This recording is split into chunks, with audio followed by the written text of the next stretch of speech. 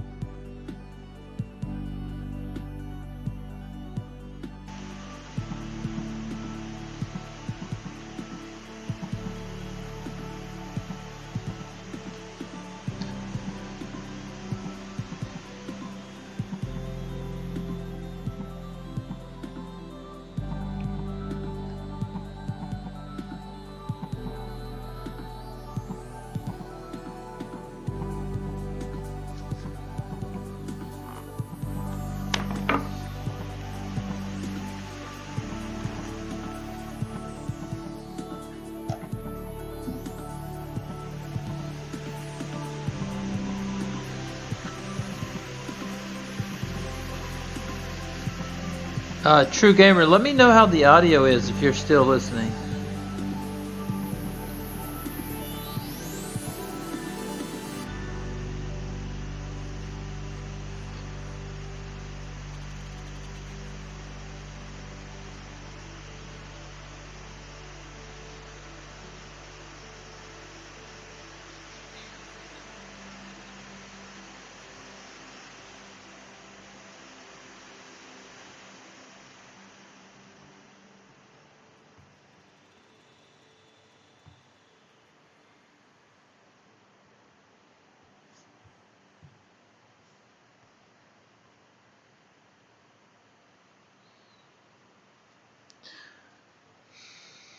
Yeah, I'm trying to figure out the static here. Give me one sec.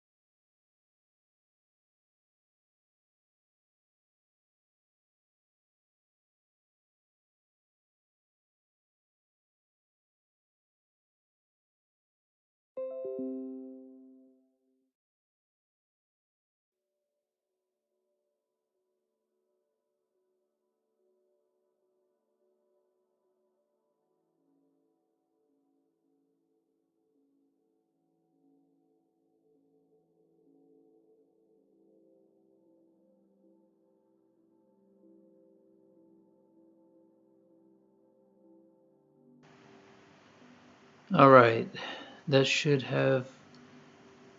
Let's see. That should have fixed it.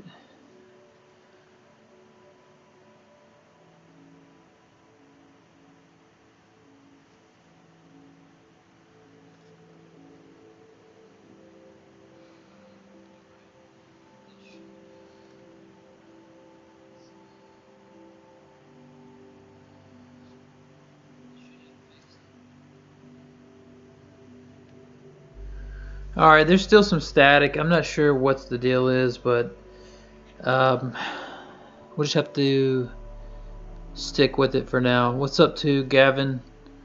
And what's up to True Gamer? Appreciate y'all being here. And basically, I remembered a. Let's see. I I remembered a video I watched. Let's see if I can.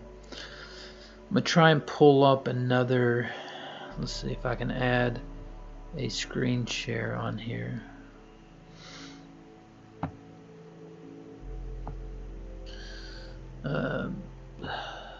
Maybe like a small window or something.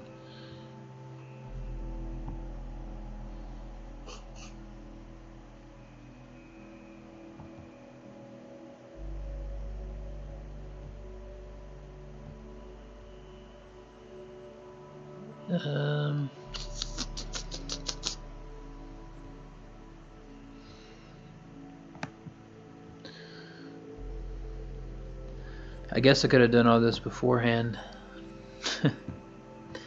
I just want to add one more thing, screen share.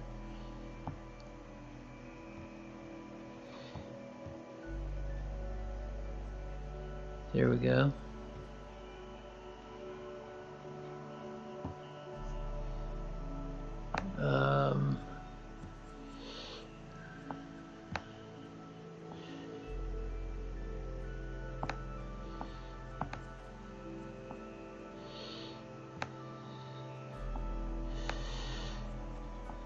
All right.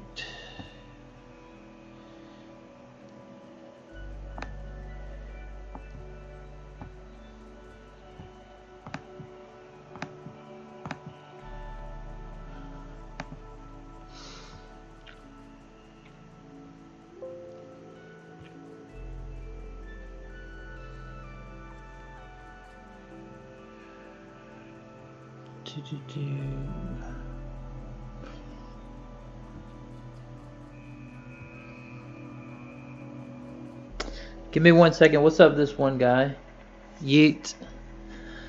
Of course. I'm trying to add this little screen capture. That way I can play.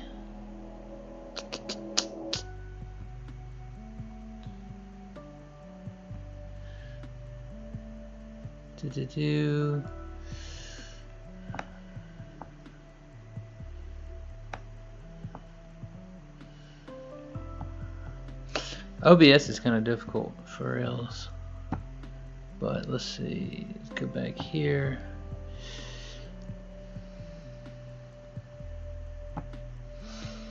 So we know that he.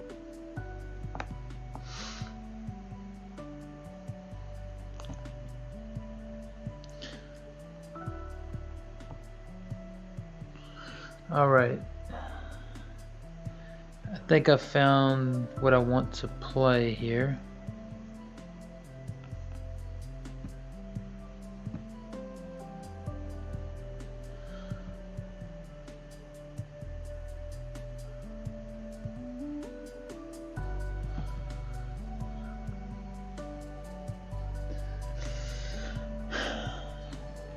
Gavin, how is New Zealand? I bet it's pretty nice this about right now.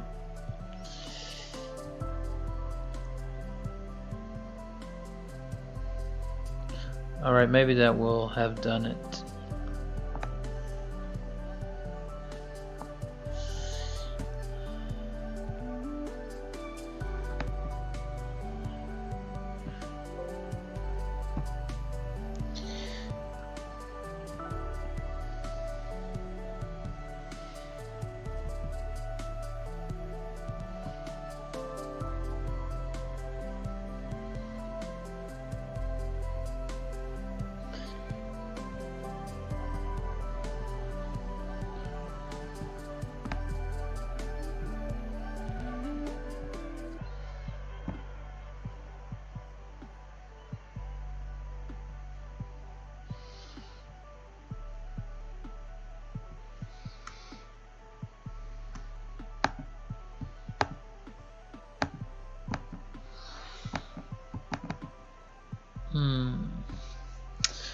Forget. For some reason I can't copy and paste on OBS. I forgot about that. It's ridiculous. Let's see.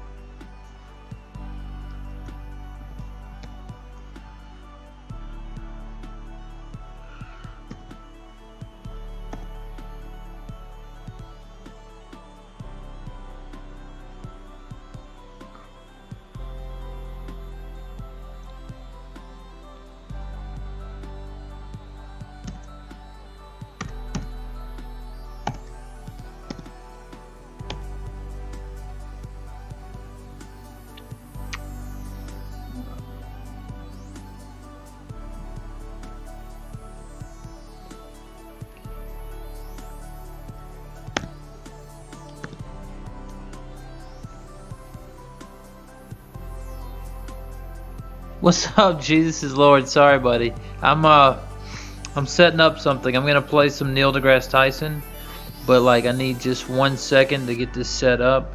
I got one more thing to do real quick. F K and T equals.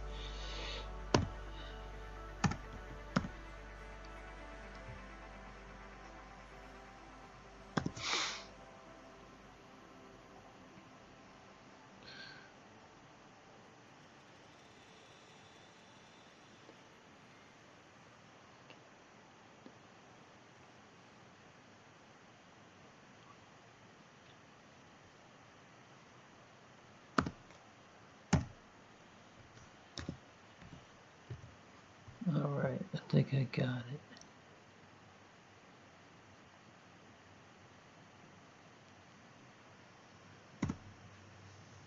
If we know that he really looked like Ooh, this, it worked. but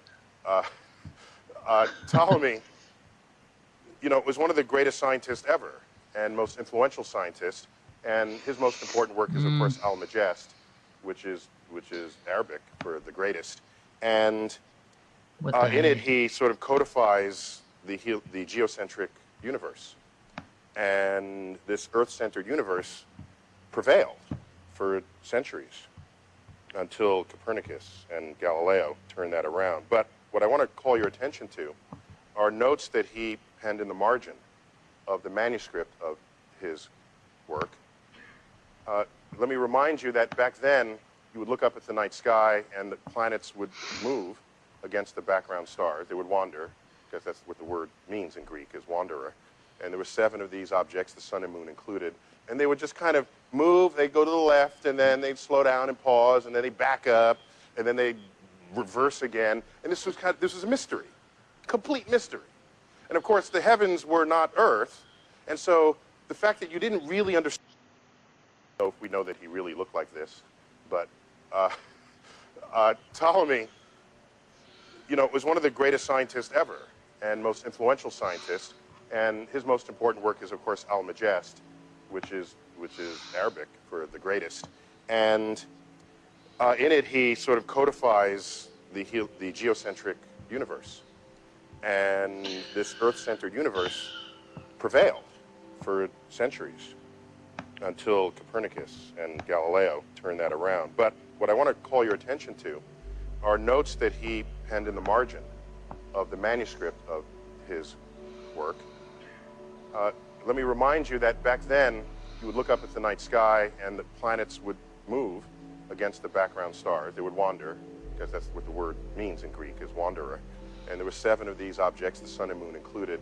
And they would just kind of move. They'd go to the left, and then they'd slow down and pause, and then they'd back up, and then they'd reverse again. And this was a mystery, complete mystery. And of course, the heavens were not Earth, and so the fact that you didn't really understand what was going up there was kind of okay and expected, because that was the work of the gods.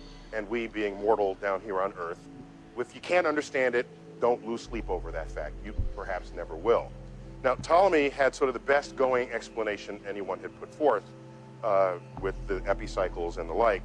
But nonetheless, this is the boundary between what is known and unknown about how the machinery of the universe works, and he pens these words, which for me are one of the most beautiful and poetic references to the state of one's knowledge ever written.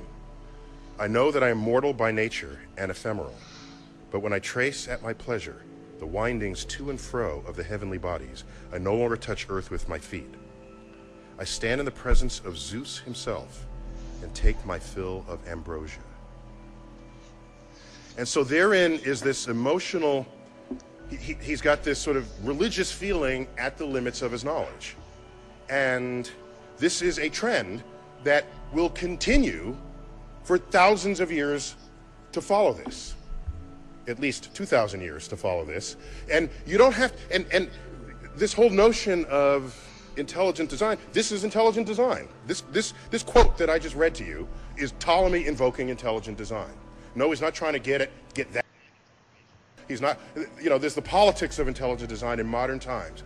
But what I think has been swept under the rug that we have to contend with as a community of people who are sort of truth seekers is the fact that some of the greatest minds that have preceded us have done just this, okay? So we know that he really looked like this.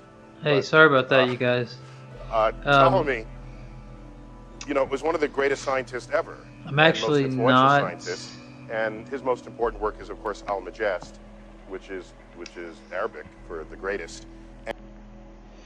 All right, so I'm not really sure on OBS how to play this with and pause it. It doesn't like it gives me an option to pause it on OBS, so I might have to just play it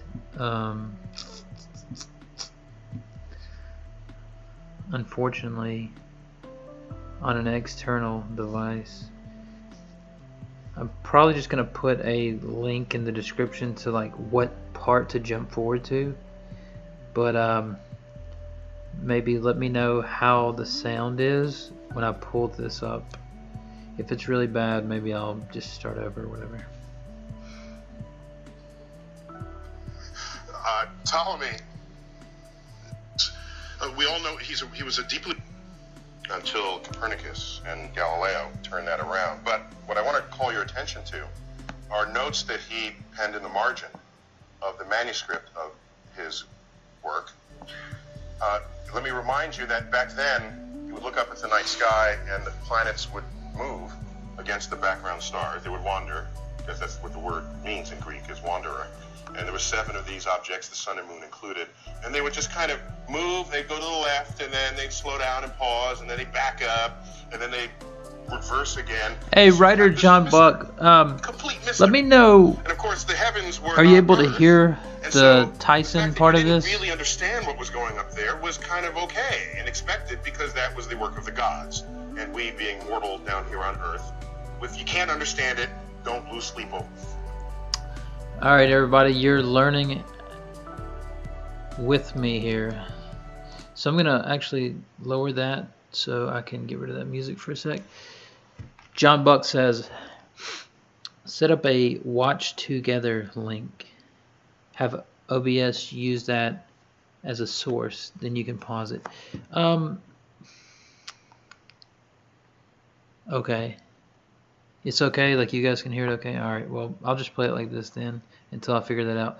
John Buck, one day we need to get together on like a Zoom stream or something off air and show me how to do some of this stuff. Alright. For that fact, you perhaps never will. Now, Ptolemy had sort of the best going explanation anyone had put forth with the epicycles and the Maybe like. I'll turn down But the monitor. nonetheless, this is the boundary between what is known and unknown about how the machinery of the universe works, and he pens these words, which for me are one of the most beautiful and poetic references to the state of one's knowledge ever written. I know that I am mortal by nature and ephemeral, but when I trace at my pleasure the windings to and fro of the heavenly bodies, I no longer touch earth with my feet. I stand in the presence of Zeus himself and take my fill of ambrosia. And so therein, that is this pretty deep, emotional, though. He's got this sort of religious feeling at the limits of his knowledge. And this is a trend that will continue for thousands of years. Yo, I'm so bad with these this. controls on At least 2,000 years to follow on this. PC. And you don't have, and this whole notion of intelligent design, this is intelligent design. This quote that I just read to you is Ptolemy invoking intelligent design. No, he's not trying to get that into the classroom. He's not, there's the politics of intelligent design in modern times. But what I think has been swept under the rug that we have to contend with as a community of people who are sort of truth seekers is the fact that some of the greatest minds that have preceded us have done just this. Okay? That's Ptolemy. But we can go on. Who else do we have? Galileo, interesting case. Galileo was kind of an exception to this. We all know he was a deeply religious man. A lot of the trouble he got into was because he was just kind of obnoxious, all right? He could have made nice with the Pope, and he did not. And of course, I'm paraphrasing. I mean, I'm That's the Reader's Digest version of what happened over that period. But let me share with you some lines that he wrote to Christina, who was the Grand Duchess of Tuscany. Some of these quotes you've heard before, but I think they're worth taking to heart. The Bible tells you how to go to heaven and not how the heavens go. That's one of the famous quotes attributed to Galileo. Another one is, I don't feel obliged to believe that the same God who has endowed us with senses, reason, and intellect has intended us to forego their use. And so he was kind of I see him as one of the first to say, all right, if religion if there's any point and purpose to it, it's not to serve as a science textbook. Okay, so he was kind of the first to suggest this division, not to get rid of religion. Of course, like I said, he was a religious fellow himself. But it gets interesting when we get sort of philosophically interesting when we get to this gentleman, back up here, Sir Isaac Newton. Now, I don't know what you know of Isaac Newton, but everything I've read of his... All right, so far we've got... I like listening to... I definitely like listening to this guy, Neil deGrasse Tyson. The reason why I like listening to him is because Neil, he has this like, I guess he has this enthusiasm, and he's like super excited about things that are pretty typical, right? So that's what makes him so, I think, easy to listen to or like interesting, is because he'll go, in Ptolemy, guess what he said? You know, and you're just like if you were in your history class, it'd be like, and then Ptolemy, he said, you know, it's just the way he presents it makes it sound so interesting. So he makes a point about ID, and he basically says that like it's not a big deal back then, right? Because they're just scientists. But I like what he's going to say about them. Like he gives them their proper respect. But then if I'm remembering correctly, because I haven't watched this in years, he's going to say something negative about them as well. So I'm just going to wait to see that. I just wanted to check the chat. Let's see. I wish I knew how to work OBS a little better. Yeah, I think True Gamer is right. Great scientist, pretty bad philosopher, but he is a likable person, sure. So that's pretty awesome. Also, I'm super bad at PC controls, and I wasn't even going to do a stream tonight, but I just downloaded this game. My son loves this game, so and I've got a gaming laptop now, so I'm kind of I guess getting used to the controls a little bit.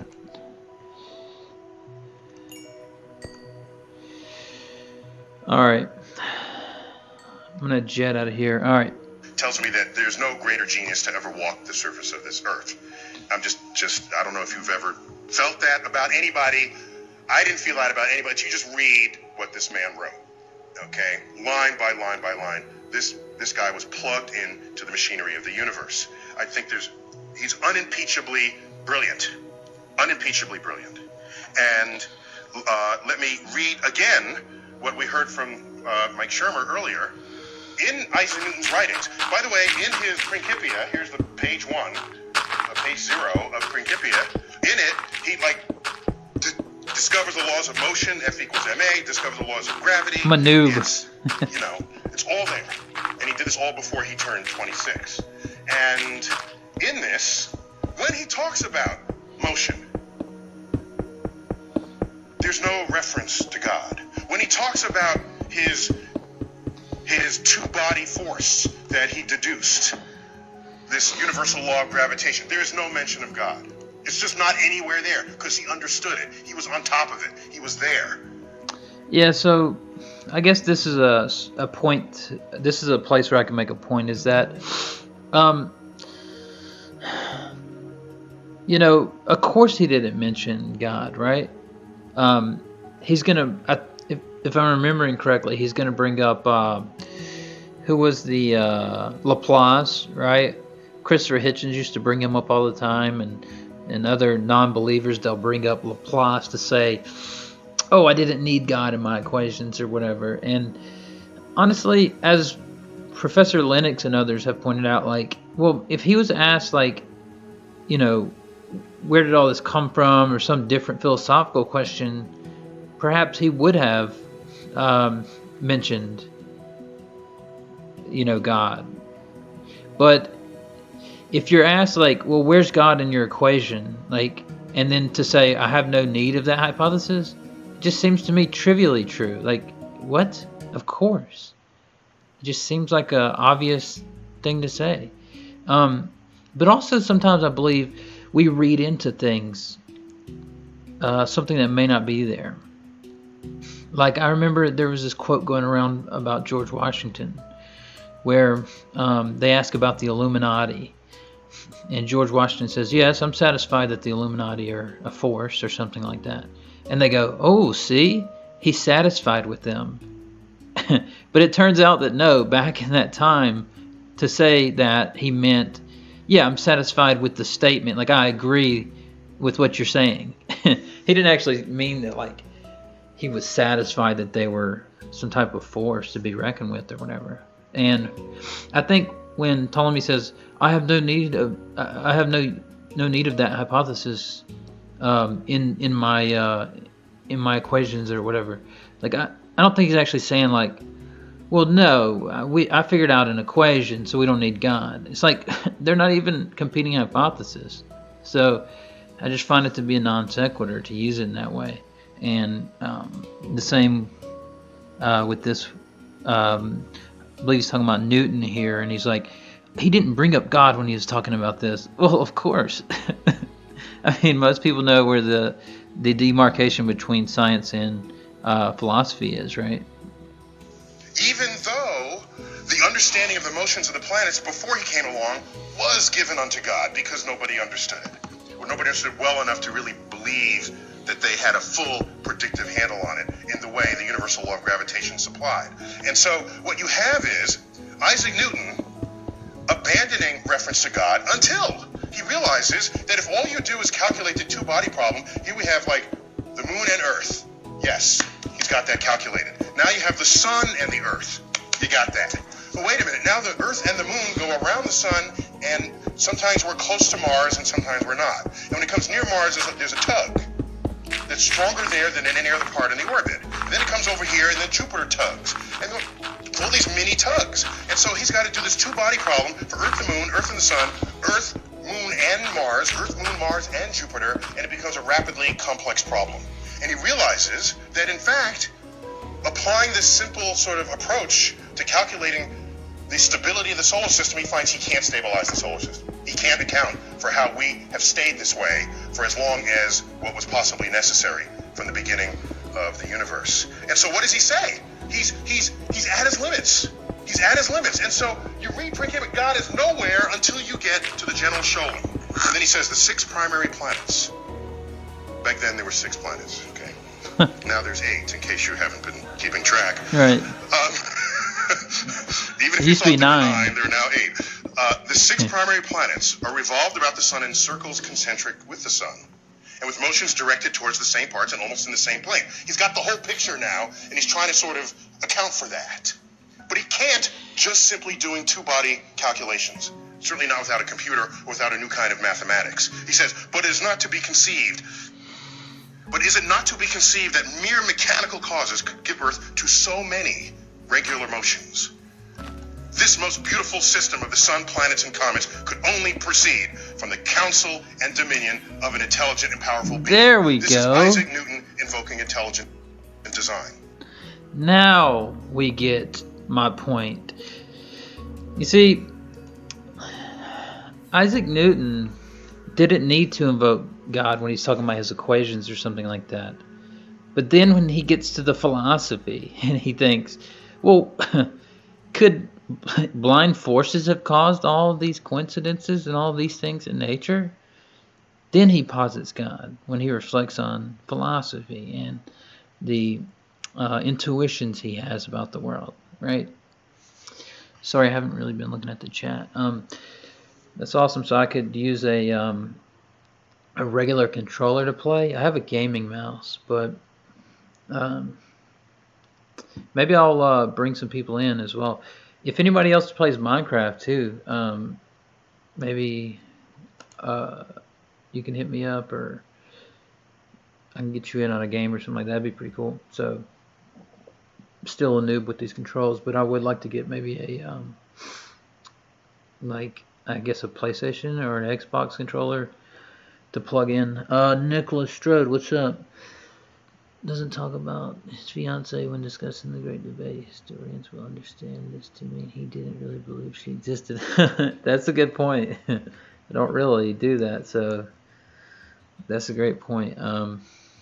Nicholas is a pretty bright guy as well. Oh yeah, also, if Josh Rasmussen watches my videos at all, thanks for commenting on my video with Alex Malpass. That was charitable of you. I'm a fan. So, all right, let's go on with this. At the limits of his knowledge. And I want to put on the table the fact that you have school systems wanting to put intelligent design into the classroom, but you also have the most brilliant people who ever walked this earth doing the same thing. And so it's a deeper challenge than simply educating the public. It's deeper than, as you know, by the books written by our scientific colleagues that do take these deeply resonant and charitable positions towards their religious beliefs. Maybe the real question here. Let me back up for a moment. You know, we've all seen the data. 40%, there's 90 whatever percent of the West, or the American public, believes in a personal God that responds to their prayers. And then you ask, what is that percentage for scientists? Averaged over disciplines, it's about 40%. And then you say, how about the elite scientists, members of the National Academy of Sciences? An article on those data recently in Nature, it said 85% of the National Academy reject a personal God. And then they compare it to 90% of the public. You know, that's not the story there. They missed the story. The story. What that article should have said is, how come this number isn't zero? That's the story. Okay? So my esteemed colleague here,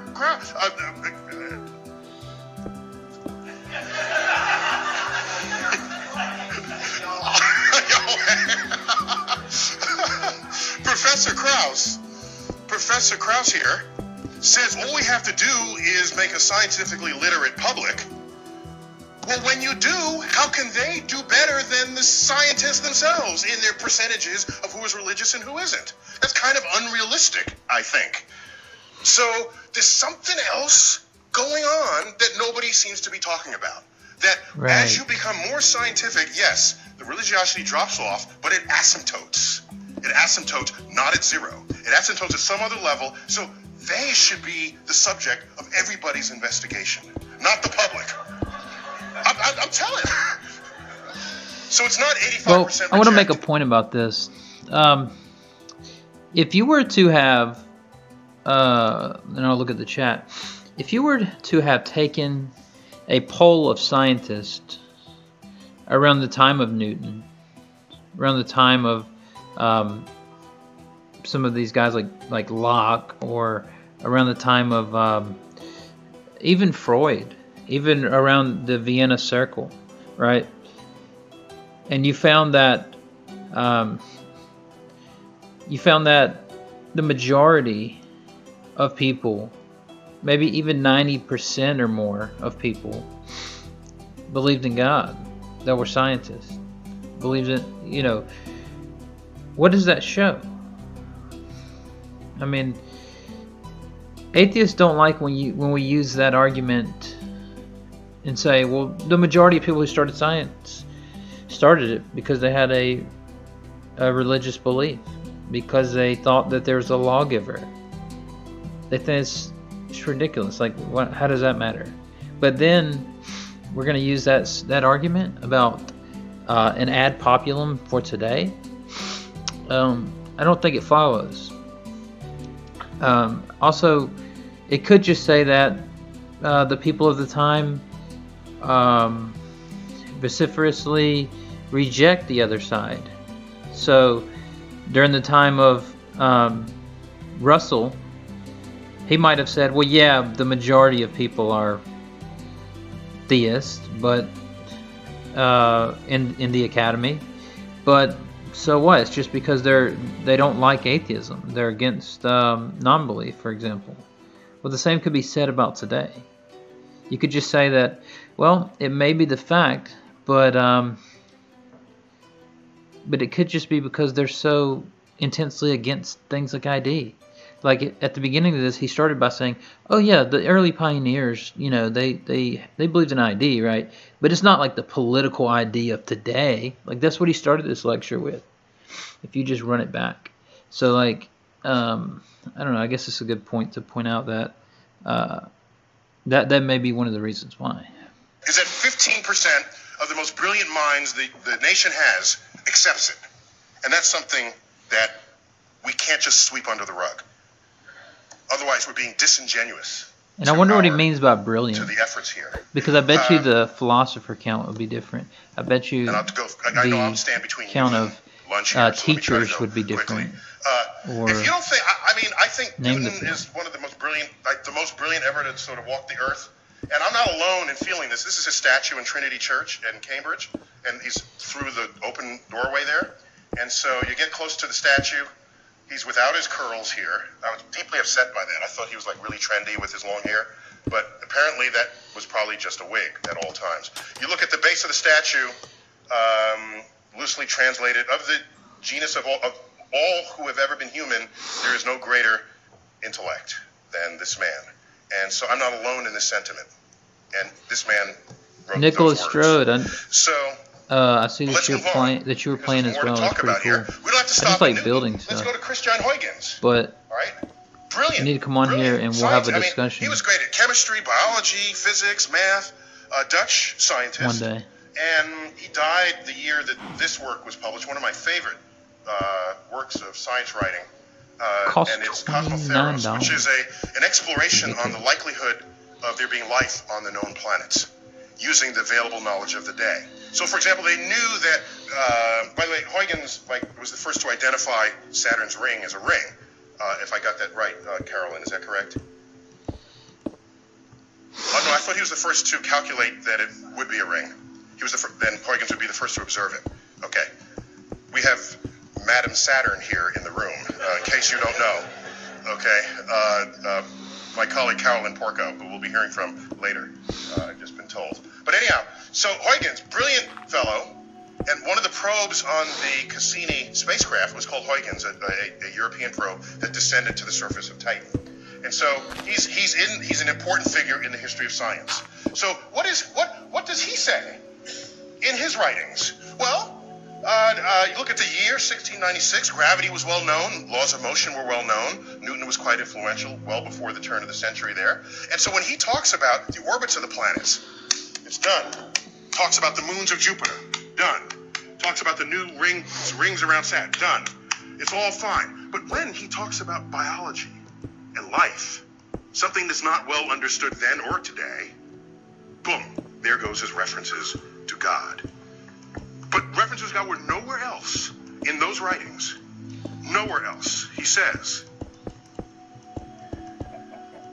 I suppose nobody would deny, but that there's somewhat more of contrivance, somewhat more of miracle in the production and growth of plants and animals than in lifeless heaps of inanimate bodies.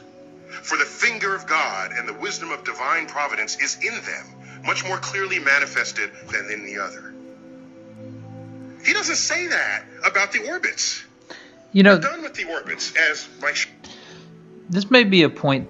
This may be something to make a point on. Because if you think about it, well, of course he said that. Of course he said that that animate objects, right, or maybe I should say organic objects, seem to have the finger of God, or the I don't remember how he put it, the life of God in it, or whatever he said. Well, that seems different from saying, well, the orbits of planets obviously have the life of God in them. No, at most you might say they bear witness of the glory of God or something like that, but to say that they have the life of God in them or something, whatever he said. He's making it out like because there was ignorance on life and evolution, that perhaps he was just invoking God to explain that gap. They got up the gaps, right? But I don't think this is the case at all. Because I think that even if Newton knew modern evolutionary theory, that he would still have I think he would still have an understanding or an intuition that, yeah, but organic living things have the some would say the breath of God or the life of God in them. Some cultures said the spark of divinity and things like that. But anyway, I don't think that was a very good point to be making. But it looks like he's trying to draw inferences from these little quotes of Newton and try to put them in a modern day context in order to discredit religious contributions to science by saying, well, yeah, the religion was the part that didn't make any sense. It was just that they were doing science. But it seems like you're overlooking the fact that it might have had something to do with the fact that they were the pioneers of science. And in a minute, he's going to I can recall he says something about I don't know. It's almost like what I remembered mostly from this was that he tried to make it out that Christianity had nothing to do with early science, and that it was more about other nations or something like that. He said that brought about science. So we'll see. Shermer had noted, we're done. He's in a place where nobody really has the answer. So he invokes, this is intelligent design once again. Pure out, flat and simple. So, you know this story. I have to tell it because it's just great. All right? So Laplace, Pierre Simon de Laplace, at the end of the 18th century, wrote a 5-volume tome. This is where he brings up Laplace. On celestial mechanics. A brilliant piece of work. It's there. It weighs a lot on the shelf. And what it does is it takes Newton's laws of gravity and brings them into a full expression with the hammer of calculus. Okay? He brings all the armament of mathematics to bear on the laws of physics that were put forth by Isaac Newton. Isaac Newton only touched on them. They were not fully developed. And in this work, he demonstrates, he further develops something that had been percolating in the mathematical community, but he develops, and one might even say perfects, a branch of math we would call perturbation theory, where instead of pulling your hair out saying, well, how do you calculate this pair of forces and this pair and all the equations go to hell, in perturbation theory, it allows you to systematically and reliably calculate the effect of a small tug in the presence, a series of small tugs in the presence of singular big tugs. And that's kind of what's going on in most of the solar system. And when you do that, and you do that properly, you can demonstrate, notwithstanding effects of chaos, which have other timescales related to them, you can demonstrate that, in fact, the solar system was stable beyond the predictions of Isaac Newton. So, he figures this out, does not invoke God, because he figured it out. And in a story that may be apocryphal, but I see more in support of it than against it, this time coincides, of course, with the era of Napoleon, Napoleon being French and Laplace being French. No translation necessary. Napoleon, if you visited his library, it's not just sort of books of world history and battles. It's engineering books. It's physics books. This man wanted to know where his cannonballs would land, all right? He was much more than just sort of a lucky general. He was into the physics, the engineering, and the material science of war. And so he immediately summoned up the 5-volume production of Laplace, read it through, cover to cover, called in Laplace, and said, "Sir, I have the exact quote here. Hang on. Napoleon asked him what role God played in the construction and regulation of the heavens. This is kind of like, that's what Newton would ask, right? Laplace replies, "Sir, I had no need for that hypothesis. And so what concerns me now is, even if you're as brilliant as Newton, you reach a point where you start basking in the majesty of God, and then your discovery stops. It just stops. You're kind of no good anymore for advancing that frontier. Waiting for somebody else to come behind you who doesn't have God on the brain and who says, that's a really cool problem, I want to solve it. They come in and solve it. But look at the time delay. This was a 100-year time delay. And the math that's in perturbation theory is like crumbs for Newton. He could have come up with that. The guy invented calculus just on a dare, practically. When someone asked him, Ike, how come planets orbit in ellipses and not some other shape? And he couldn't answer that. He goes home for 2 months, comes back, out comes integral differential calculus, because he needed that to answer that. Yeah, I think that's probably enough. So I think that I don't know. I like Neil deGrasse Tyson because I like how animated he is and I like how interesting he is. But I don't know. I just feel like perhaps he's spinning his wheels a little bit. Like if you just hear like the statement he just made, for example, how does it follow from that? Like his inference to Isaac Newton, he basically tried to make an inference that, well, listen to Newton, man. Newton had bad thoughts about God when it came to gaps in our understanding, right? He wasn't that bright when it came to stuff like that. But let's be charitable. He said something like he tried to invoke God when he didn't know or something. Oh, is that how he came up with calculus? Is that how he came up with other things? Like, because we didn't know calculus. Did he evoke God and come up with them? No. Like, let's just be a little more realistic. I feel like the best thing about Neil deGrasse Tyson is how enthusiastic he is, and I think it's cool. Maybe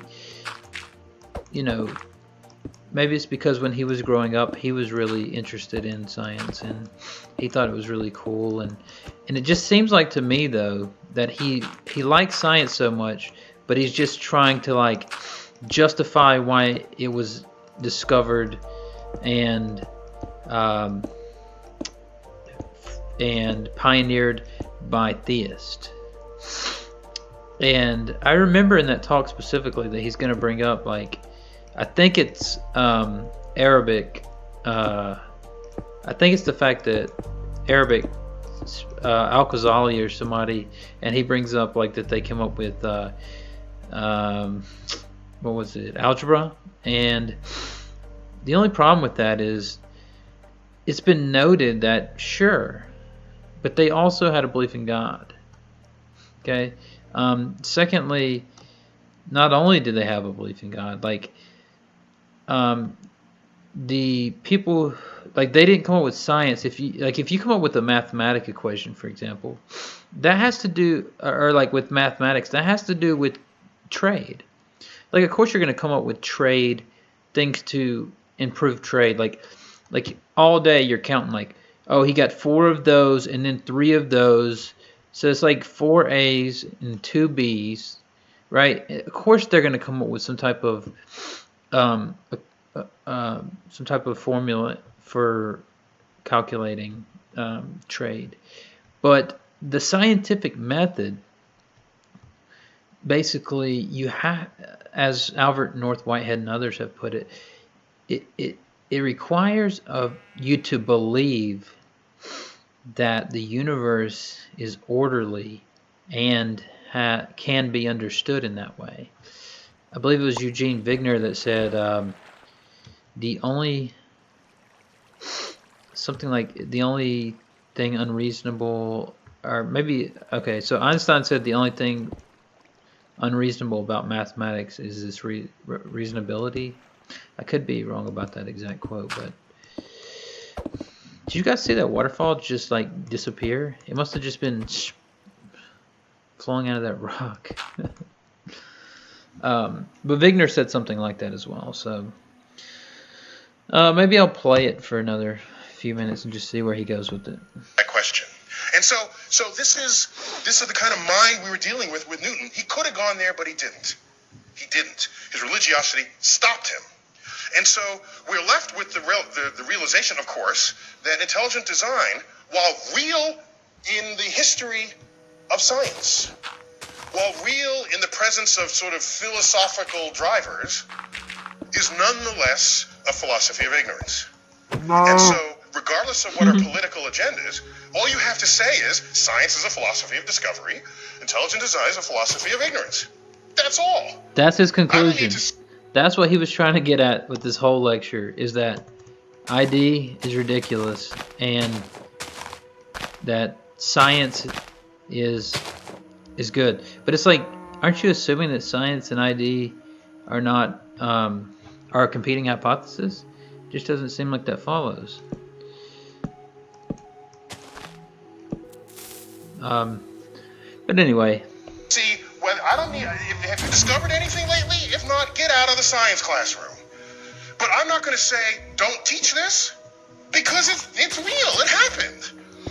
So I don't want people to sweep it under the rug, because if you do, you're neglecting something fundamental that's going on in people's minds when they confront things they don't understand.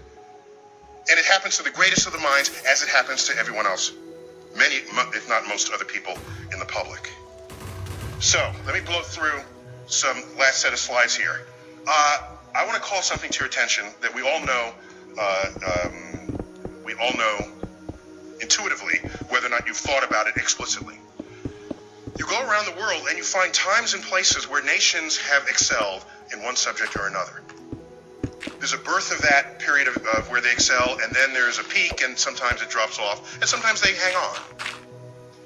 And so you can ask the culture of that. What was going on in that nation to support those discoveries? And then what happened when they ended? And so I call that sort of naming rights. If you were there first and you did it best, you name things. Particle physics in this country, in the United States, was like going gangbusters after the Second World War. And the discovery of atomic elements, look at the periodic table. There's berkelium, californium, we got half the United States up there in the upper, heavier elements of the periodic table. Am I right there, Sir Weinberg? Okay. That's not because the world liked California or Berkeley. It's because the work was done here. It's because there was So, sorry, I haven't really been looking at the chat very good. Do you know? Yeah, definitely understand the point that he's making, Brenda, but I don't think that he's making a good point.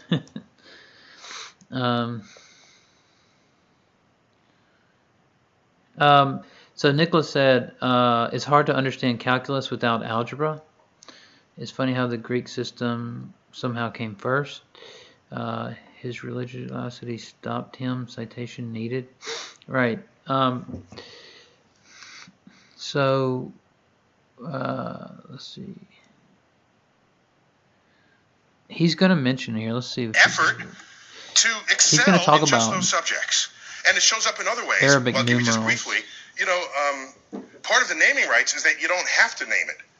So, for example, while we didn't invent the internet, we certainly exploited it here in America. We did that sort of first and best. Sorry, I just want to look at the chat. Your email address does not end in .us. Does anybody want to, if anybody wants to jump in the stream, maybe I'll try and post a link here in a minute. Okay? It's simple, but it's the consequence of being there first and doing it better than anyone had done it before. Do you know that the British postage stamp is the only postage stamp in the world that does not identify the country of origin? Because they invented postage stamps. So why should they have to say what country it is? It's their invention. Okay? Check them out. It's just the facts of this. The constellations of the night sky. It's the Greek and Roman, and it's lasted to this time because they did a really good job thinking that stuff up. All the mythologies of the heavens, that really stuck with us. All right, so I'm going to make a larger point. Not to get gratuitous on you here, but September 11, 2001, As we all know, this was going on. You're bringing up September in New York 11th now. This is the view outside of my window. I live 4 blocks from ground zero. Excuse me, this is the corner of the building in which I live. I went outside to get this view. I was at the time judging whether I should go collect my daughter, who was in an elementary school 2 blocks north of the North Tower. North is to the right in this picture. So I want to get a closer view with a highly magnified zoom lens to see what. While that was happening, the plane flew into the South Tower. And so no one was thinking terrorism until the second one was hit. The first one was just sort of a bad tragedy. And so these are just 3 frames from my camcorder. This is at t equals 0. This is 1 second.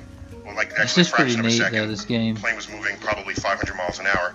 And just to understand, the black building, I feel like the a black sort boomer of though playing monolithic it. building, that is 50 stories tall.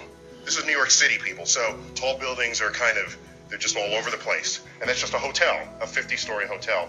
And it's the towers are foreshortened because they're the angle at which this is shown. I put these up because a few days after this, President Bush, I don't remember where he said this, on the steps of the White House, in the Rose Garden or at the Capitol, in an attempt to distinguish we from they, the terrorists who flew these planes into the buildings and into the, went down in Pennsylvania and in Washington. To distinguish we from they, he loosely quotes a phrase out of the Bible by saying, our God is the God who named the stars. Now, this is before I was on his. Oh, so now religious people are like Bush. That was the comparison. We got Bush religious people. I could have helped him out there. Sorry about that. The fact is, of all the stars that have names, 2/3 of them have Arabic names. So this was not, I don't think, his intent with that message. Okay? While the constellations are Greek and Roman, the names are Arabic, all right? And the list just goes on and on and on and on. And so where does this come from? How does this happen? How do you get stars named with Arabic names? How does this happen? And it happens because, of course, hang on, I'm just catching up with myself here. Okay? It happens because there was this particularly fertile period that Professor Weinberg duly discussed. And around that period, that 300-year period, the intellectual center of the world was Baghdad.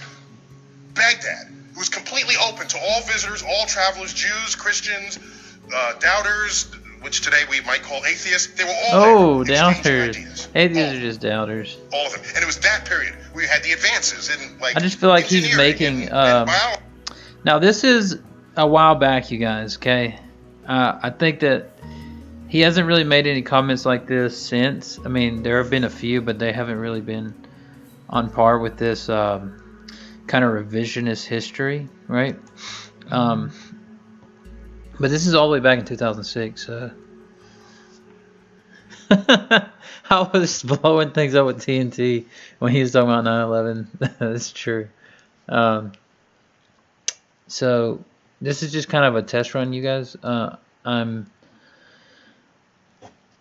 don't even know if I'll leave this up or not. I mean, I guess I will, but like, it's kind of boring and lame. But I was just trying to test out this game on stream and everything because I like building stuff on this. I think it's pretty neat, but I'm trying to figure out how to use everything, so I can definitely understand if it's pretty boring. And medicine and mathematics. All right? Our numerals are called what? Arabic numerals. Now, you ever stop and think about that?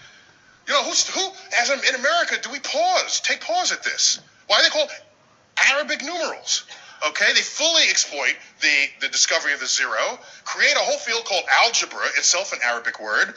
Algorithm is an Arabic word. All this is going on, and it's all traceable. Yeah, it's all to math. some long 1,000-year tradition in Islam is traceable to this 300-year period. This 300-year period. And then, so they had naming rights. The most expensive, beautifully carved astrolabes My bot come just out of now this said I'm period. going live. There's a great collection of these at the Adler Planetarium in Chicago, if you ever want to check them out.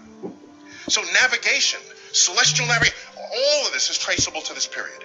And so something happened. And what happened, as was previously described, I was told, and forgive me for repeating from what you might have heard, 12th century kicks in, and then you get the influence of this scholar, Al-Ghazali.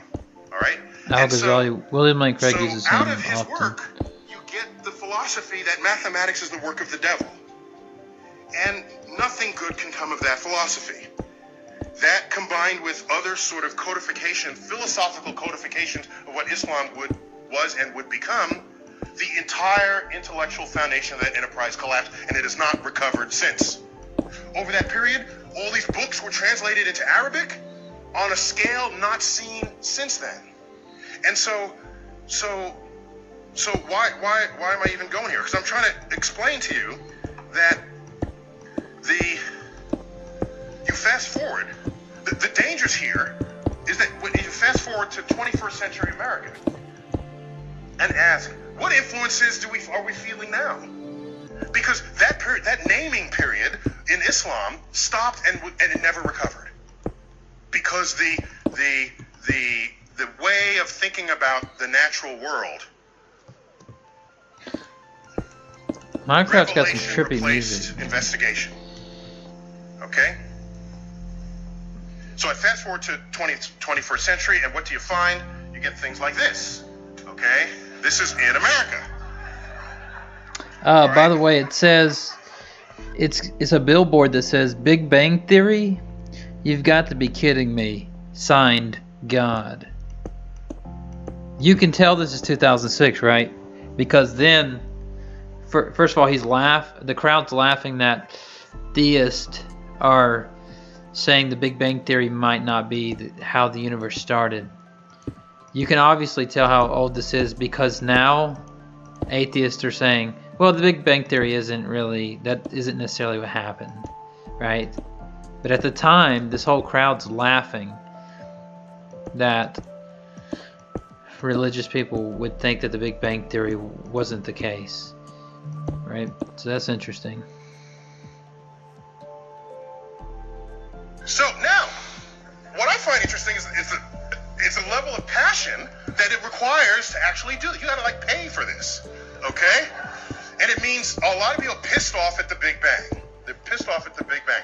At our museum in New York, the American Museum of Natural History, they come to the Big Bang exhibit, and sometimes I don't feel like having that conversation. I say, why don't you go to our Hall of Human Biology first, and then come to us? And that's where we have sort of monkeys holding hands with people in skeleton forms, and then they never make it back to the Big Bang. They're gone forever. Okay. Religious So, people are egregious the Big hilarious. Bang is, monkeys and people is a worse transgression apparently. So there's that, but there's also here's a little bit of intelligent design here. Here's one that wants to accept the science, but then is like what's before the Big Bang. We don't quite know yet, so God was there. So of course, intelligent design is basically a God of the gaps. But my favorite way to end this then is to just reflect on, I want to do it just a fast tirade on stupid design, and this will be fast. Look at all the things that just want to kill us, okay? Most planet orbits are unstable, star formation is completely inefficient, most places in the universe will kill life instantly. Instantly. The people that say, oh, the forces of nature are just right for life. Excuse me. Just look at the volume of the universe where you can't live. You will die instantly. That's not what I call the Garden of Eden. All right. So it's funny that it just seems like he's never heard of the fall of mankind. It's like, what are you're really looking at things that are not ideal for life and saying, well, see, how was this designed? It's like, you've never read any theology, like anything about, let's say, the fall of mankind or anything like that? I mean, let me check some of the chat here. I just find this last argument. He said, let me wrap up my favorite part. And this, I just find it to be a terrible argument. Iron Cherry Tear says, "You play Minecraft?" Not really. I just started like literally tonight. Um, let's see. Brenda, no atheists say the Big Bang didn't happen. If you listen to what I said, I was pretty careful with my words. That now all of a sudden, atheists say that the Big Bang isn't necessarily what happened, but he's at the time he's laughing that people didn't accept it as being the case. I was pretty careful about that. Also, I remember Joe Rogan laughing. Him and another guy on their podcast were laughing at Ben Carson because he didn't accept the Big Bang. And then on 3 episodes later, I even made a video about it like 4 years ago. I might remake that video at some point. 4 episodes later, or 3 episodes later, I'm sorry, I think. He had Steven Crowder on, and on it, Steven Crowder said, "Do you think the people who are saying that neurosurgeon Ben Carson is an idiot know anything about the Big Bang?" And then Joe Rogan goes, "No, the whole thing's a big mystery." Like a couple episodes later, I couldn't believe that he would not realize like what he was doing, but I know he's constantly high, so he might have forgot. But Mine Onion says, "Of course the religious person plays Minecraft in God mode." Sarcasm. That's pretty funny. Is that what this is called? This is called creative mode. But that is interesting. Let's see. Oh, I'm glad to see Titan in here. Mine Onion says, "I'm sure there exists some atheists who would say the Big Bang didn't happen." Yeah, but that wasn't my claim. But I agree, it's not a common opinion. Bob says, "So are you saying before the fall we could live everywhere?" No, I'm saying before the fall there would not have necessarily have been all the, what you would say, things that look undesigned today. So like atheists typically bring up like let's say wisdom teeth or cancer or some poisonous plant on the earth or some tornado or earthquake or some other thing, and it's like, well, you know, you can just think about it a little bit and realize that this is not the Garden of Eden. The Garden of Eden was that place. So I mean, that's pretty obvious. That's why I thought it was such a bad argument. It's like, well, we were kind of banished from there. So, Converse, what do you think of IP and Dillahunty debate? I'm going to be doing a review of it on S.J. Thomason's channel with Craig Reed on Thursday. Brenda says, "There was no fall." I love it when atheists just assert things. And I like question myself, like when I said Crowder was one of the atheists going to say something about Steven Crowder because I brought his name up, and Brenda Shirley did that. She said, "Crowder is an imbecile." Brenda says, "There was no Garden of Eden either." I love back-to-back assertions. Those are my favorite, actually. Actually, that's the most interesting thing to me is.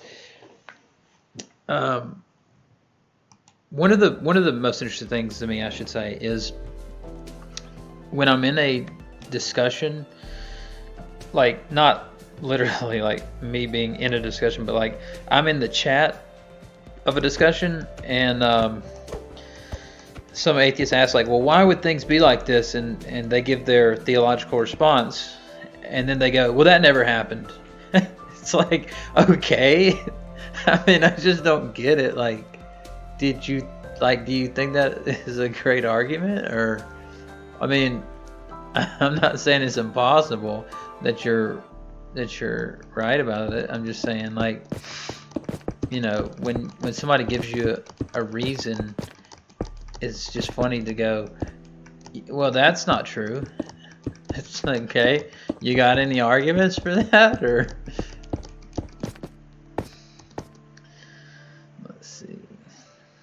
build me a light tower here, so I know how to get back to where I'm at. Yeah, Nicholas or John Buck or anybody, if y'all are playing this, maybe I'll find your gamer handle, I guess, or gamer tag or whatever.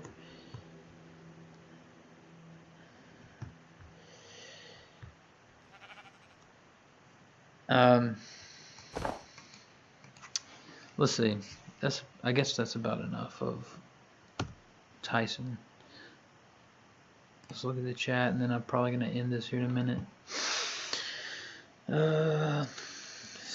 Iron Charioteer. Everything started in Egypt. Eden was Imhotep and Nefertiti.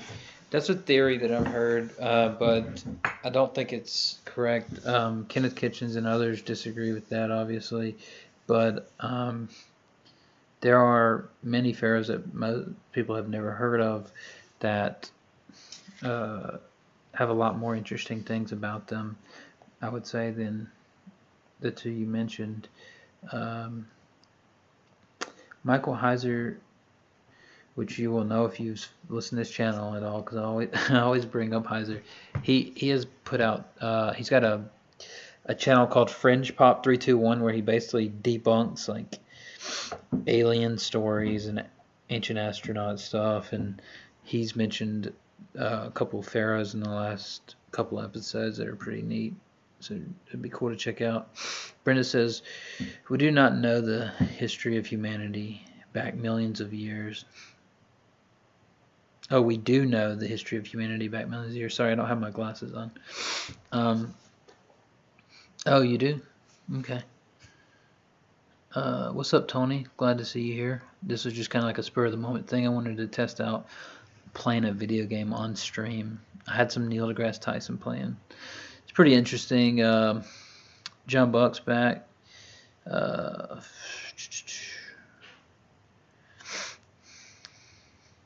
Iron Charioteer says, Converse Contender, is Christianity a succession of Jewish theology? That's an interesting question. I guess it depends on what you mean by it. Is it a succession of Jewish theology? It's a hard question to ask because I don't know the specifics about what you want to know from that sentence, like the content that you're trying to get at. I would say no. I would say that Christianity is the correct. I would say what the Bible says is God breathed. John Buck says, do I have a Discord? Tony, would you mind sharing my Discord with writer John Buck? That'd be a big help. Appreciate you. But anyway, so I would say that Christianity is God breathed, right? I would say that Judaism is just a precursor to Christianity. And what I mean by that is, and if anybody knows how do I access the settings on a PC? Like on this video game, and I'm sorry, I'll get back to what I was saying.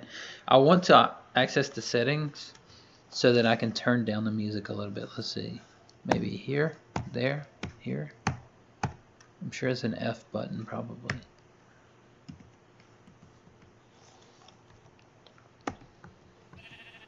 Nope. Maybe control. John Buck or somebody let me know. Yeah, but I would say Judaism is what God is God's start, like what God started with. So God began to shape a people to Himself when people didn't want to listen. So at the event people call the Tower of Babel, which is basically like what you would say that God separated the nations, right? God separated all the nations And because they wouldn't listen to him, they wanted to go after their own things. They wanted to go after, instead of building a relationship with the creator of the universe, they wanted to be themselves, just autonomously, I guess, free without God. There's a lot of speculation on what occurred there, but I would just say that in the next chapter, God chose a people to himself. That's when he chose Abraham. And when he chose Abraham, he decided to build a people group according to shape the world. And so he moved into this barbaric people. Abraham was not a saint, right? But Abraham had faith in God. Like, he accepted what God said on faith. Now, you might say, well, what do you mean? Do you mean he just blindly believed? I wouldn't say that, because, again, God presented himself to Abraham, right? Abraham saw the human representation of God. So Abraham's seed, through a promise made by God, was shaped. Abraham's seed was shaped through the people called Hebrews into the people that we call today the Jews, through the Messiah, right? But I would just say that God was shaping them to kind of bring a barbaric people closer to what's correct. You see, like, I don't think God wanted, like, I don't think God thought that Abraham was a righteous guy, right? Our righteousness is filthy rags to God. But rather, I think the case is that after God started shaping these Hebrews through this, what you might call the religion of Judaism, he gets them to a point where he can begin to teach them things, and they can understand things in a way they couldn't before. So I think that's what God's doing with Judaism before Christianity. It's a precursor. All right, let's see. Brenda says, ask a Jewish leader if they think Christianity is a continuation of Judaism. Obviously not. That's like saying ask a Christian if Judaism is still the way. Right? Of course. But there are many things that I would like to ask a Jewish rabbi or a Jewish leader. Like, you know, if the Old Testament says the Messiah must come before the second temple fell, like, who are we waiting on? Like, that's just one of the things, of course, but Hugh says, why would all loving God separate people? Hugh, I know that you are one of Titan's sock accounts, and Titan, I'm sure you're a sock account as well. So, but I'm not going to say your name because I know that's what you want. Why would an all-loving God separate people? That's like asking, why would my mom separate me and my brother if she loves us? It's like, because we get in trouble together, right? Like, there's obvious reasons for that. Andrew T says, in all honesty, I think your life would benefit greatly from becoming an agnostic. I don't believe things for benefits. I believe things for because it's the case, or maybe because it's true. But I can see what you mean by that. Like, it would. Agnostic is too comfortable, too easy a position, first of all. By an agnostic, there are two problems with it for me. Number one, like, it's almost like you're afraid to take a side. Number two, it's like you can't be agnostic about things in life. Like, for example, I'm getting married this year. I could just go, I don't know if this is going to be a good marriage. Like, I'll just have to wait for the data to come in. But, like, the data's never going to come in. I'm going to have to make a decision, like, based off of evidence, hopefully, like that my wife's going to be a good person or whatever. But also, I'm not going to know ever if it's going to work out or not until it happens. So I'm going to have some form of faith, but based on evidence. The evidence that my future wife's a good person, right? And so I think that's a significant point to make about agnosticism is the data will never come in. I mean, you're going to get more and more data, but it's never going to be a done deal. So,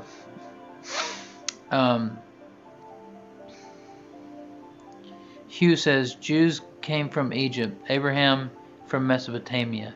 Yeah, Hugh, if you read the story, the Jews who came from Egypt. Well, first of all, Jews didn't come from Egypt either. Jews came from the tribe of Judah. But you mean the Hebrews came out of Egypt. But if you just understand like where that originated from, like Abraham was from Mesopotamia, but his children moved. So like Benjamin was said to be the one that was sold into slavery in Egypt, and he took the Hebrews in that direction, and that would be, I think, what you were getting at, that they came out of there. Andrew says, I think it might actually be easier to study the Bible if you're into that kind of endeavor. I'm not sure what endeavor he's talking about, but cool. All right. Godless Engineer just followed me on Twitter, and I was mentioning a couple things with him. I wonder what it was. I'm going to look it up real quick, and I'm going to let you guys in on a little Twitter thing here. I was mentioning a tweet by, wait a second.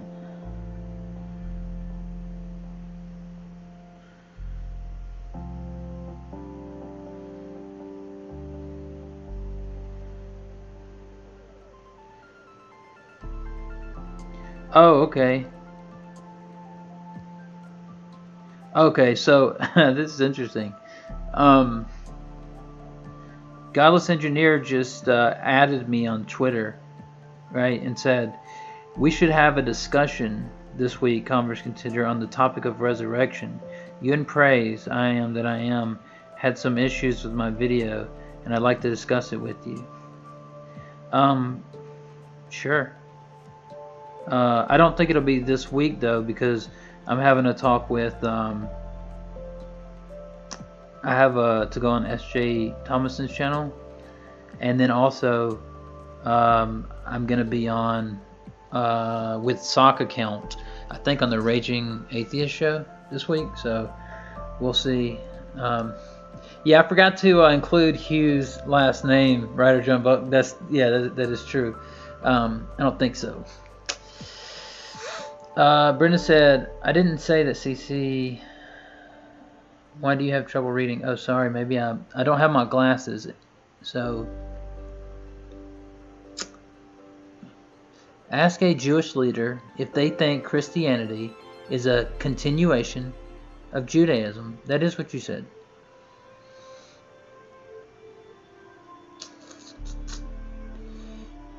Let's see. Hugh is not a sock account of mine, LOL. Titan. Yeah, I'm not sure about that. I, however, am a sock account. The sock account of of someone in this very chat right now. Dun dun dun. Yeah, I know whose sock account you are. You aren't fooling me. I already know. I actually called you out on it one time, but you may not have heard me. I know. But I don't want to. I know what you're doing with your name, so I don't want to like call you out in case somebody else wants to say it on the live stream. I don't think you've caught me say it. Maybe, but like I would say like Titan, Uranus, and stuff like that. But maybe you got me. Mine Onion says, I'm curious what method at Converse Contender uses, what method I use to assess which interpretation of all this stuff is the correct one. When these Christian thinkers disagree, how does he decide which one to go with? Well, I mean, I guess that really depends on the specific topic. You know, like it's going to be hard for me to just go like it's hermeneutics, right? It's exegesis. You have to look at the text and you have to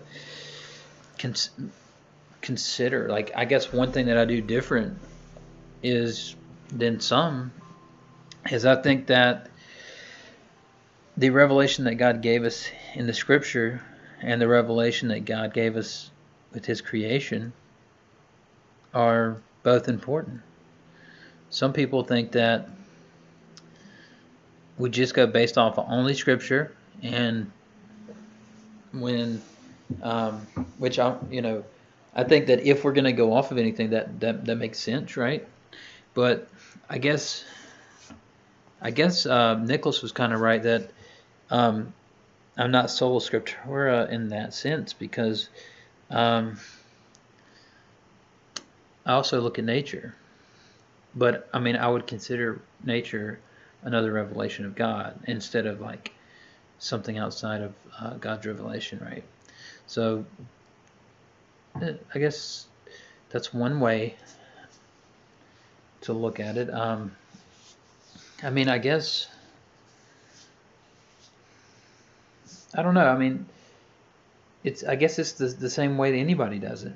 I mean, there are almost a dozen different interpretations of quantum mechanics.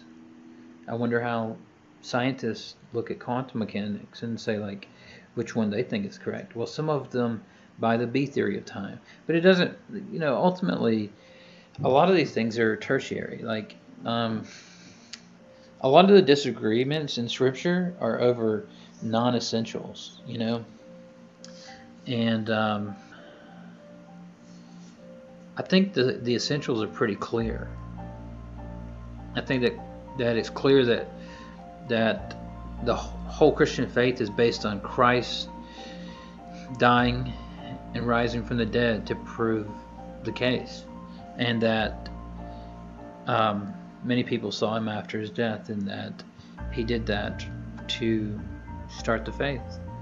And so I don't think that would be contested. But interpretations of certain passages, sure. For example, end times or eschatology, I don't take a position on it because it's not clear enough. Craven says, what was the delineating factor for Abraham not to sacrifice his son? What if he did? What would have happened? I don't know. But what I would say is that the story of Abraham's son is a precursor to Christ and God giving his only son. And Abraham must have known that, we know from the story that God promised Abraham that his son would be a great seed that produced children like the sands of the beach, right? Like the stars of heaven. So he knew that his son was promised to live.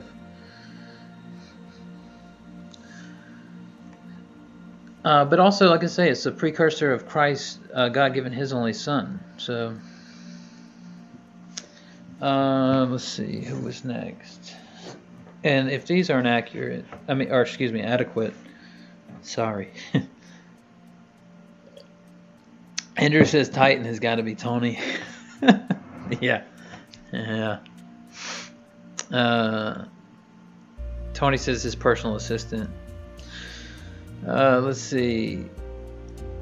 Iron Charioteer says, if God is all loving, why did he put the tree of good and evil in the garden? Well, there have been many speculations about this. One could be that God was going to reveal good and evil to humans, but that they were not currently at a state that was able to understand these things, right? So, for example, it's said to be like they already knew what was right and wrong, right? Because they were told what not to do, and when they did what they weren't supposed to do, they obviously felt guilt and things like that. But it's experiential knowledge. It's the experience of doing good or evil. You know, it's interesting because like I can know, like I've never killed anybody, right? But I've carried a gun every day for like 4 years. So I can know without having to do it that I shouldn't do it, right? I mean, think about it. If you don't have to experience something to know it's wrong, but the garden of the tree was like an experiential thing, because as soon as they experienced it, they knew like something was up. But then there could be another reason, like on Molinism, perhaps all the circumstances that were set up were the best possible scenario for God to accomplish his goals. So perhaps if they say that,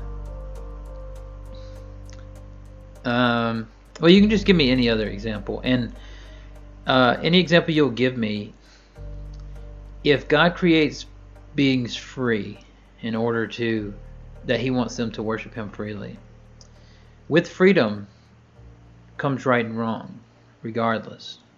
So if you have a good thing and a bad thing that could happen or occur, right? Think about it. If God created beings completely free, but put them in a place where they couldn't make choices to do wrong, what's the difference between that and just creating them not free? Right? It's like how you can't know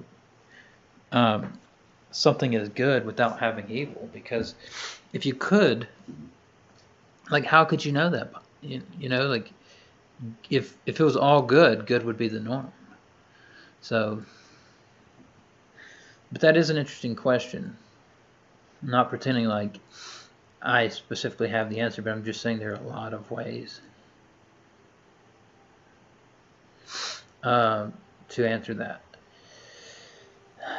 Titan said, I caught you. That's close enough, LOL. Mine Onion says, step 1, look at the text. Step 2, look at nature.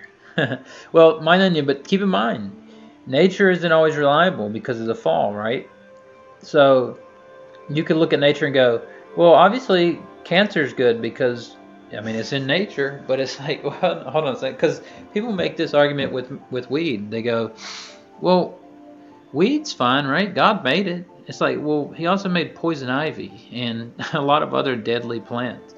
Like, that doesn't mean that you should necessarily use it in like an abusive way. I'm not saying you couldn't use it at all, but just like, obviously, the Bible does say use herbs for food and things like that. So let's see. I'm answering these kind of long-winded, but best one, Titan says the best one was Nakasuchi. You could tell he didn't think about it until after he said it. I bet so. I kind of caught myself. Craven says, can you answer my question? What was the question again? what was the delineating factor for Abraham not to sacrifice his son? What if he did? What would have happened? I don't think that it's a scenario that could have happened, or that would have happened. I mean, I definitely think it could have happened, but I don't think that it would have happened. And that would take me into my theology, which, if you've watched my streams before, you would know about my theology being a Molinistic view, which I think that Abraham could have done it, but that he would not have done it. So in that sense, I don't think there is an actual world in which that would have taken place. So I guess that's the second part of your question. What was the delineating factor for Abraham not to sacrifice his son? The only answer I could give to that is the fact that God stopped him. Other than that, there's not anything left in the text to talk about. Andrew says, I'm agnostic because I don't necessarily think the evidence I once used is convincing. I can't speak for your beliefs, but I think I remember you saying it was personal experience. No, not necessarily. There are obviously personal experiences that I would consider to be motivating, right? Motivating factors.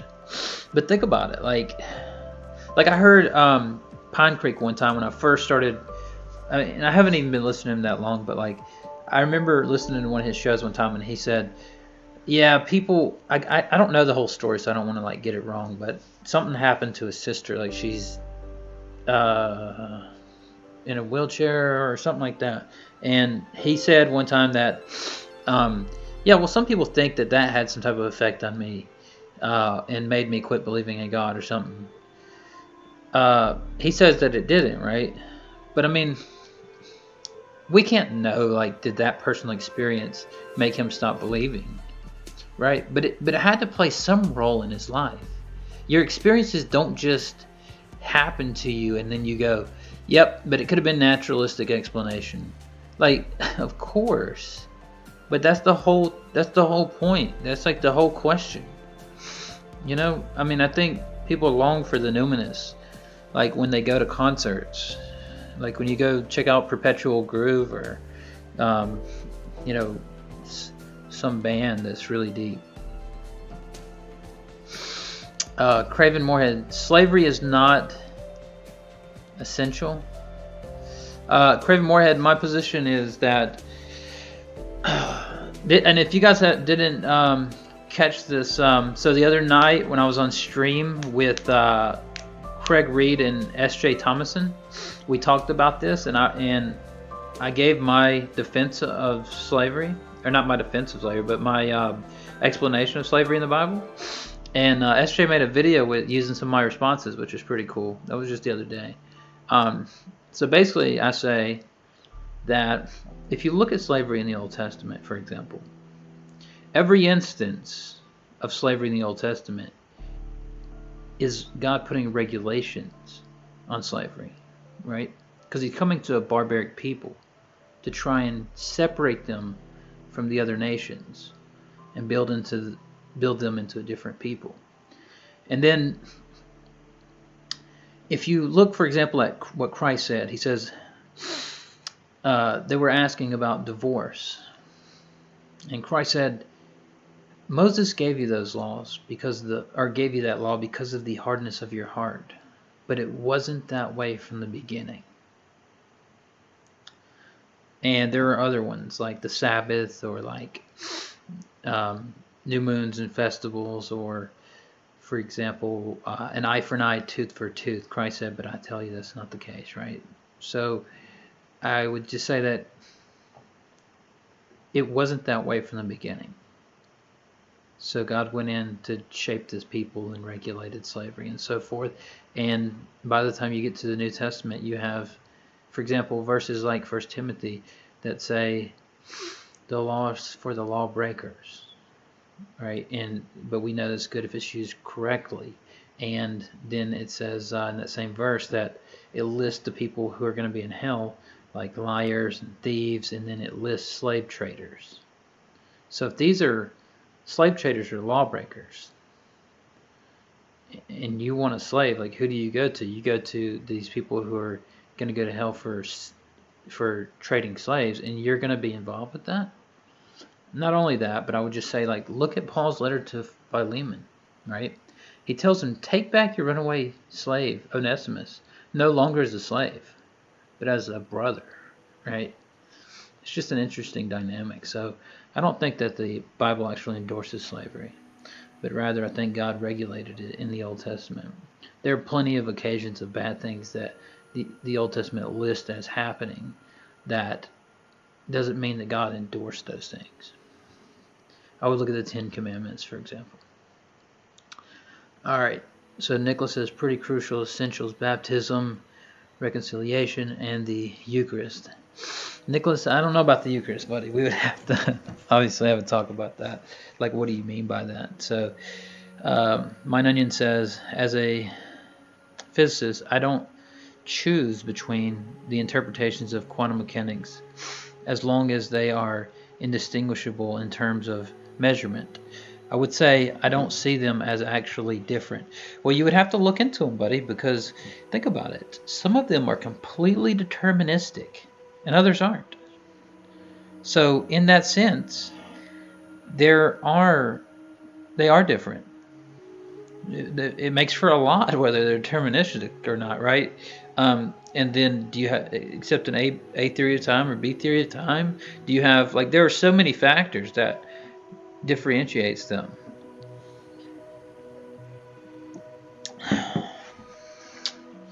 Let's see. Yeah, I appreciate writer John Buck being in the stream. I watched his Tom Jump thing the other night. It was really interesting to see. I mean, I had watched all of Tom's stuff like that before, but actually, let me get on my phone here. I'm going to look up the stream.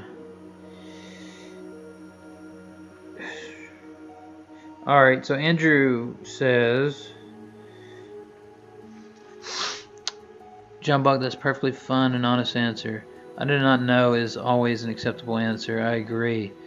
He said I was just messing around. I don't know if I don't know is acceptable. I like the I don't know answer, actually, sometimes. Like, there are a lot of what I call atheism of the gaps, or like non-believer of the gaps.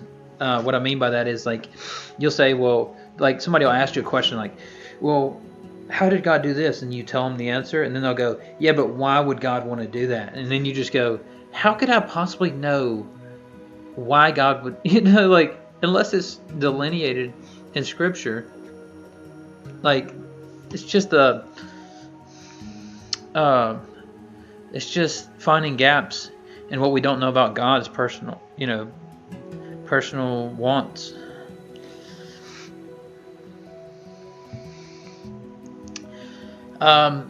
Craven says, why did Abraham have a child called Ishmael with his concubine Hagar?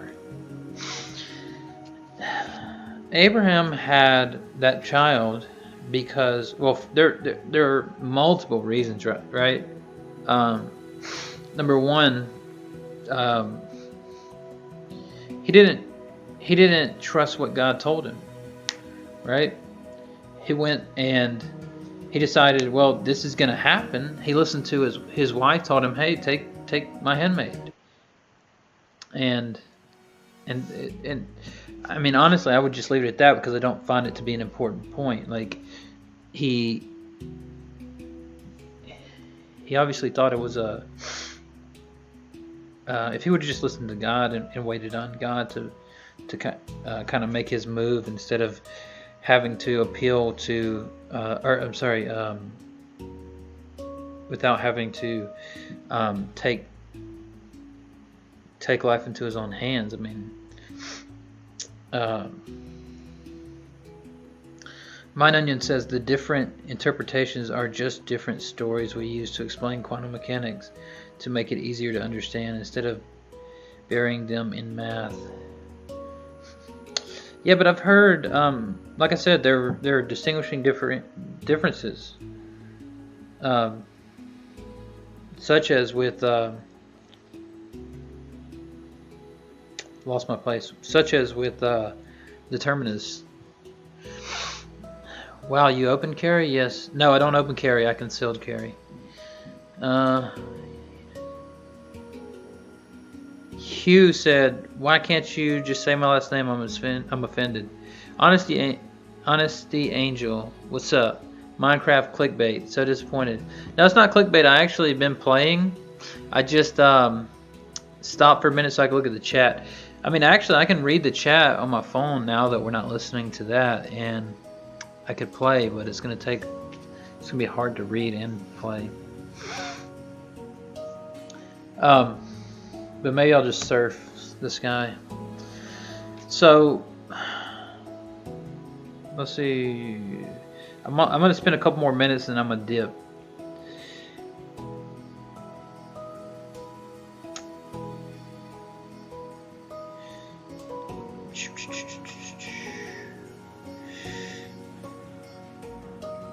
Where was I at?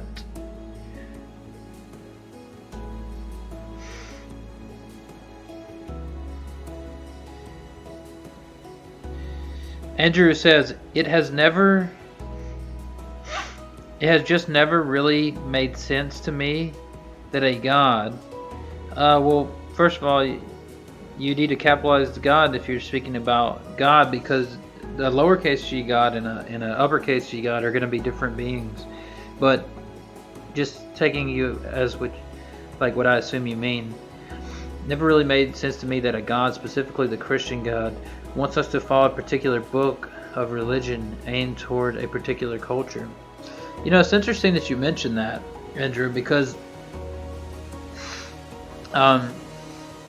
while Judaism was a very religious, it was a very religious practice, right? I don't think Christianity is. By that, I guess I mean that religious practices tend to have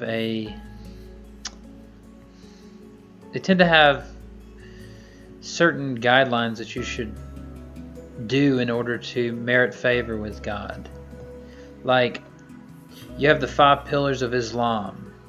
You have karma with a lot of Indian religions. You have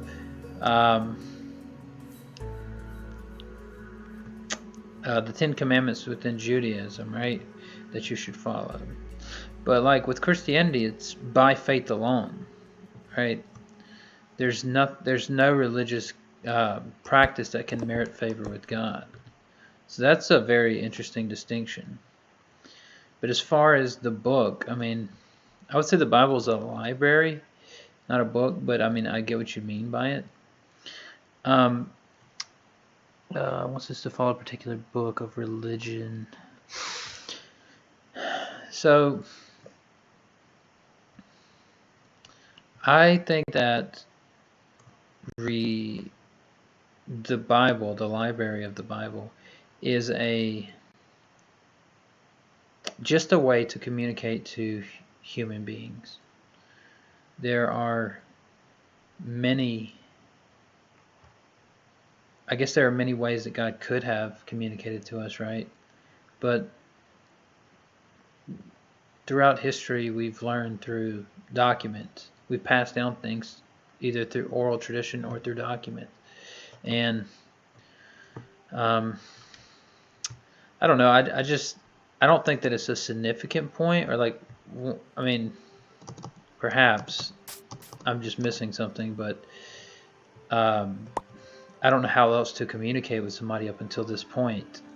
You might say, well, now we have the internet or whatever, but I don't know. Maybe I missed the point, but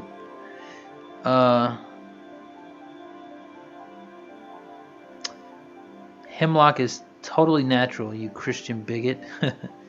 Smoking poison ivy is fun too. Do you blaze? No, I used to. I used to smoke all the time. when I was younger. But I also wasted a lot of time when I was younger as well. um, but I mean, I guess there could be an argument made that, you know, as a celebratory thing,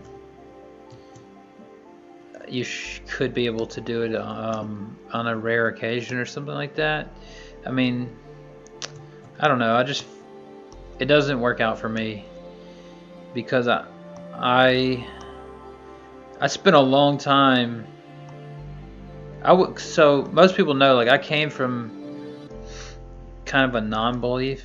I don't know. I always rooted for Christianity. It seemed like, so I never really was completely.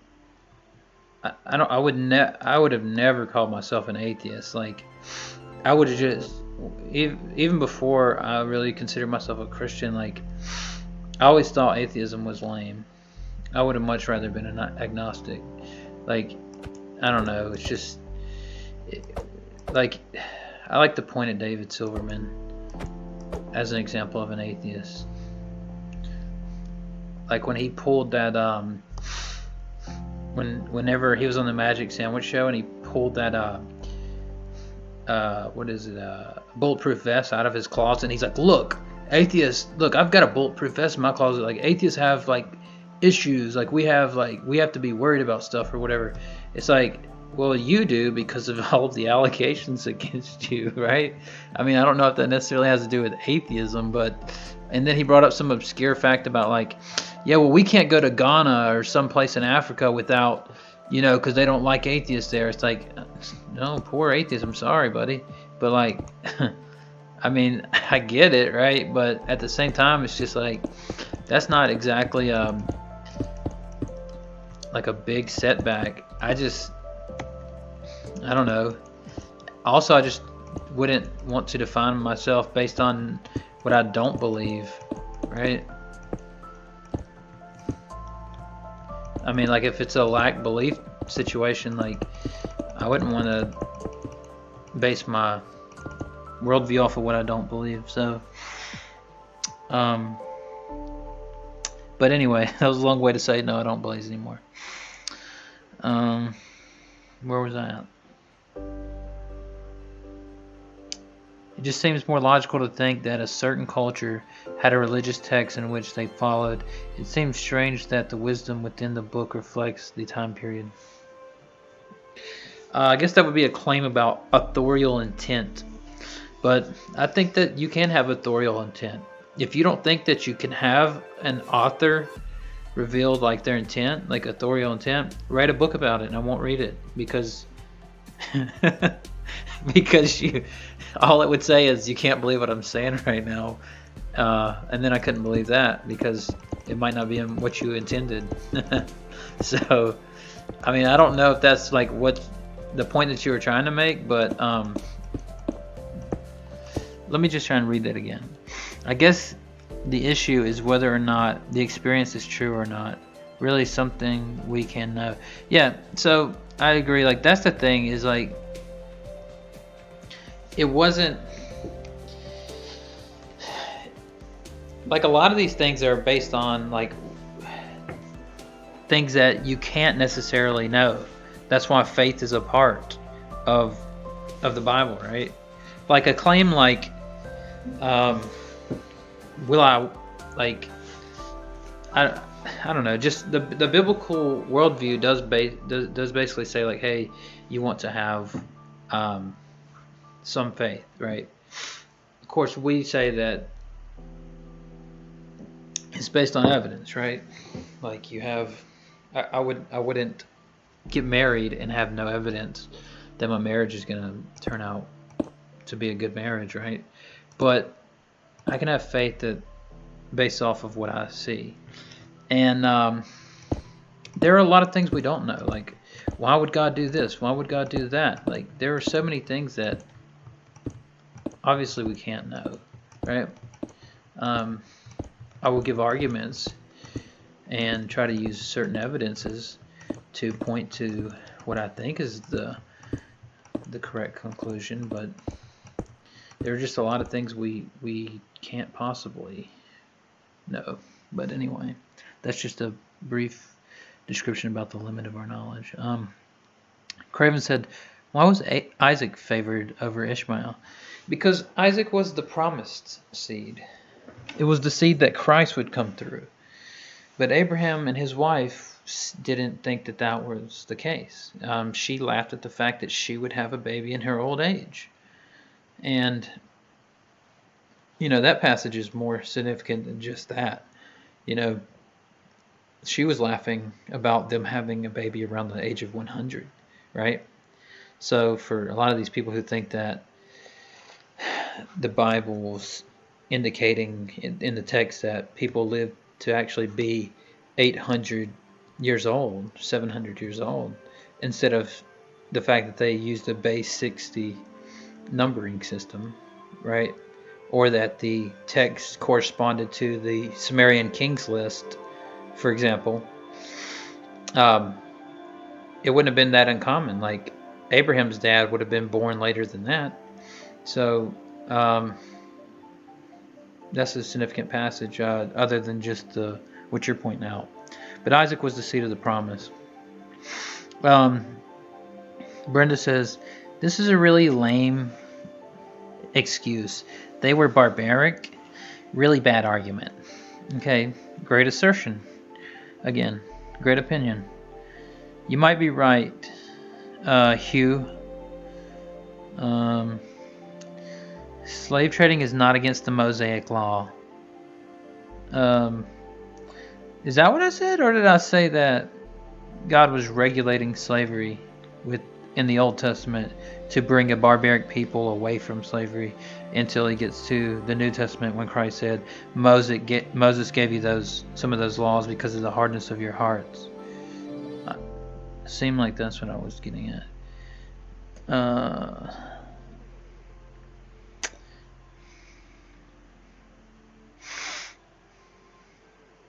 Where was I at?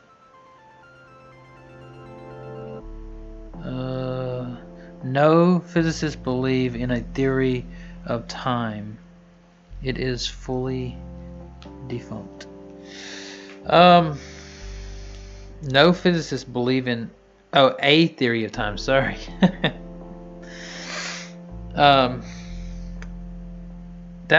would like a citation for that. Maybe you have one that states that no physicist believes in the A theory of time. Yeah, please send that over. Wine Onion. It has philosophical implications, but the point is to explain the view of science, the view that science has of the situation. Well, science just says that quantum mechanics is useful because it makes predictions that we can use in real life. So I can agree with that. And but I would just say that there are almost a dozen interpretations of quantum mechanics. So and I'm comparing it to the way the Bible has different interpretations, right? So what I'm saying is there is a correct way to interpret quantum mechanics, and it's useful. And there's a correct way to interpret the Bible, and that's useful as well. Andrew said, couldn't anyone use God or the Bible to justify and support virtually any side of any ethical question? I don't think so. I mean, technically, you could say that they could if they weren't being inconsistent. Like, for example, with the slaves in America, a lot of texts were taken out of the Bible. There were a lot of texts that had to be taken out for the Bible that was given to the slaves. So, but taking it as a whole, only if you're being, but like that's like, but again, it's like saying, well, couldn't science be used for any ethical position? Like, you could use science to develop an atomic bomb to destroy people, right? I mean, it's not the science that's bad. It's the personal use of it or misuse of it.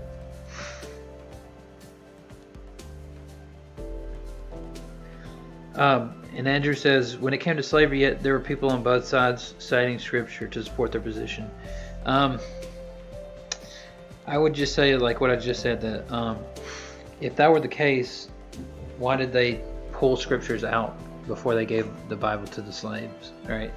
Like there's no difference between slave and free, right? Like the part where slave traders will be in hell with thieves and liars. Like, I don't know, the part where Paul said to Philemon should take his slave back no longer as a slave, things like this. Like it's, I don't know, I guess if you're being completely inconsistent and misusing, sure.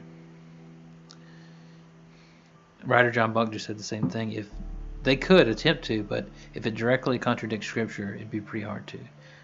All right, I'm going to answer a couple more questions, then I got to dip.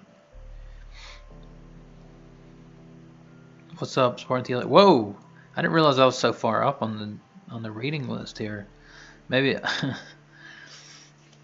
Let's see.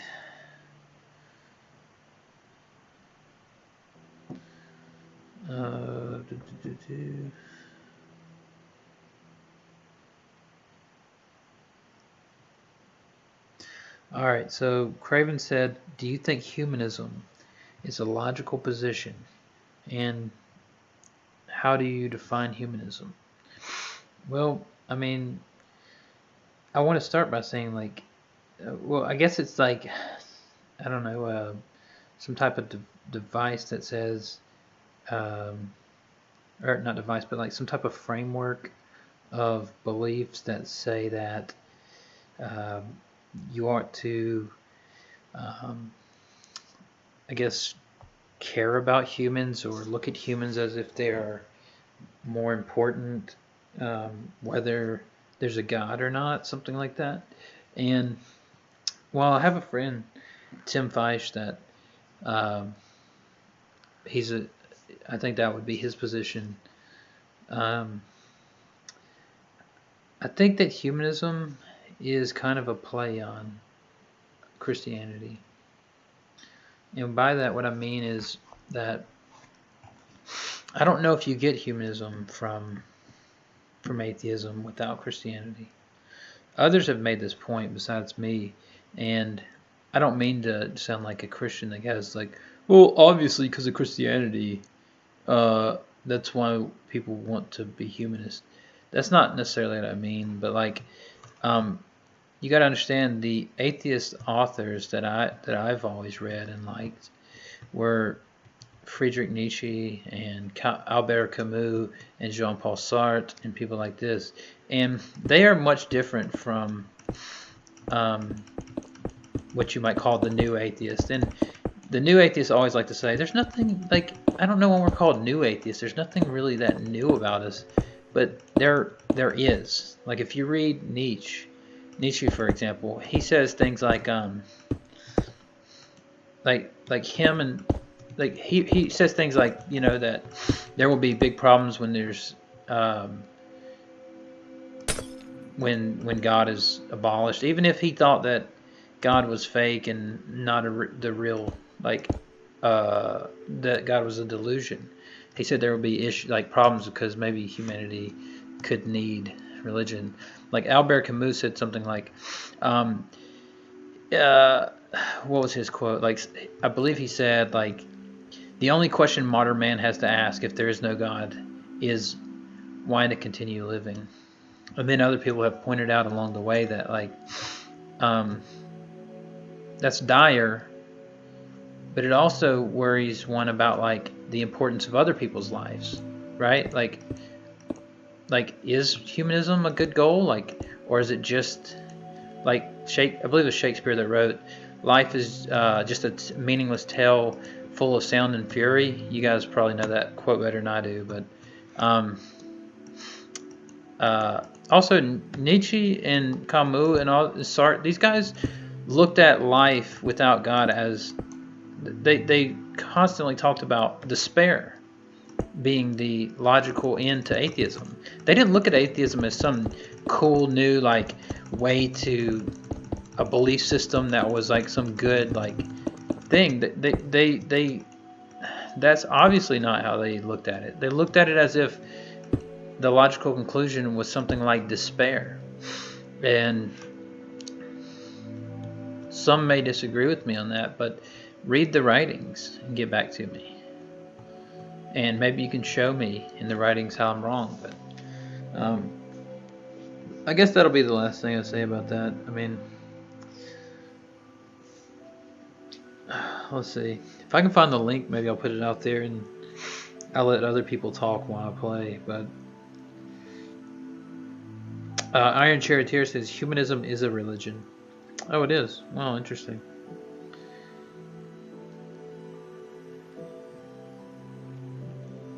Would you feel justified and good to have slaves and servants?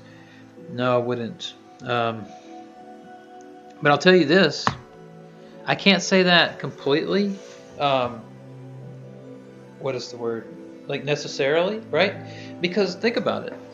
Like I remember hearing a story about a woman who was put up for slavery, and a man bought her, and the woman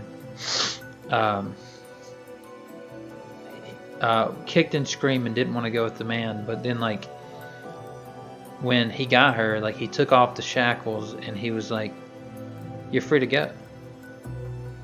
And once she was free, all she wanted to do was serve him and be and because obviously she didn't have anywhere to go, right? Like, where's she gonna go? To just no home that she has? Like, you know, if you're in the position of being a servant, you probably don't have a home to go to. You probably don't know what you're gonna eat tonight.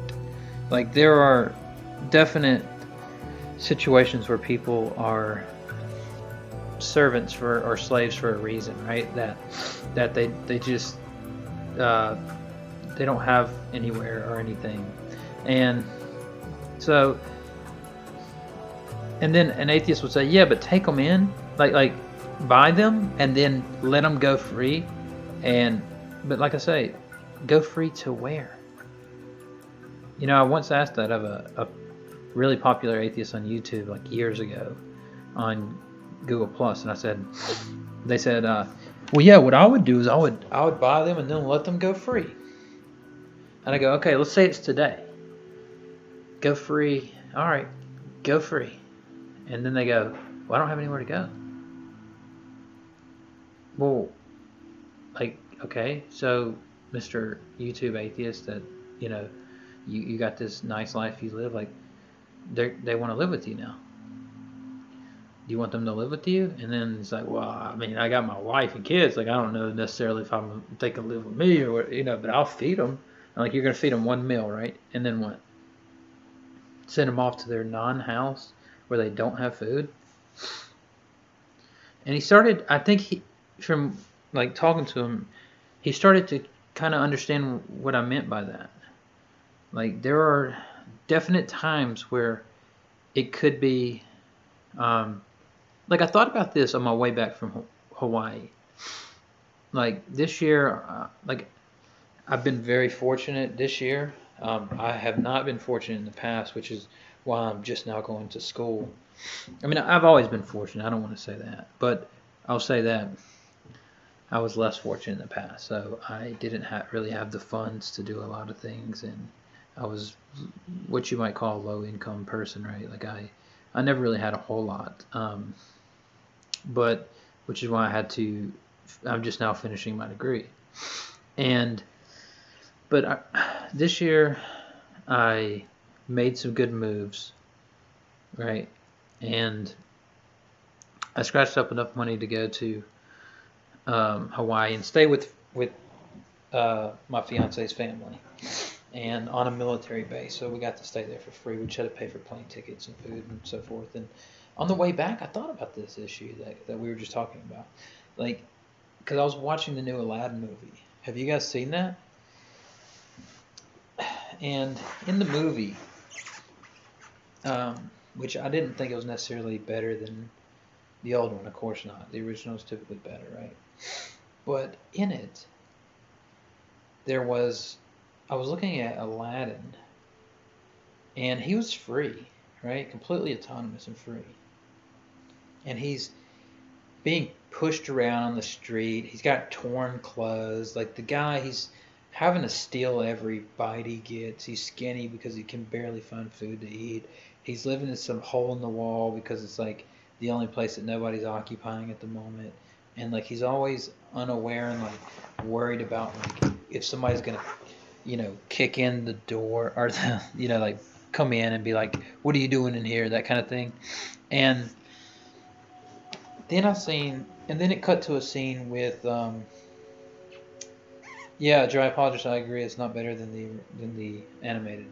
But then it cut to a scene where, right after it's talking about how Aladdin was a street rat and these guys were pushing him around on the street like the king's men, and he was just, it was just showing how bad off he was. And then it cuts to a scene where it's Jasmine and her servant in the palace, right? And her servant's like her best friend. She's like joking around with her, like they're laughing about her, like about these princes that coming to visit her and all this stuff. And like I realized that servant is in way better conditions than Aladdin is, right?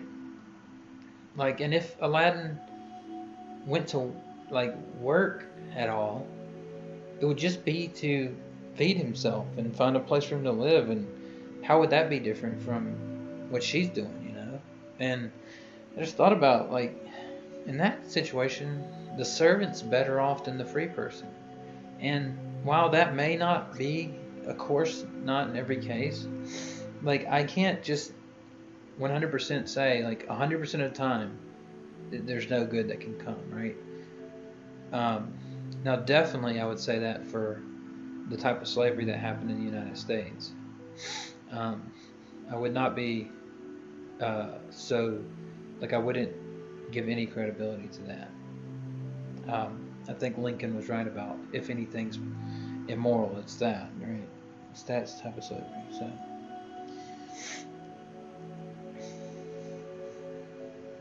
yeah, appreciate it, Mine Onion. Congratulations on making it to university. I'm making it back, right? So I've started a degree, and then I'm finally I bought a house about 4 years ago, and it was actually cheaper than rent. So I was fortunate enough to find somebody that helped me learn how to get my credit and everything in right order, so I could do that. And I cleaned up my life a pretty good bit. And then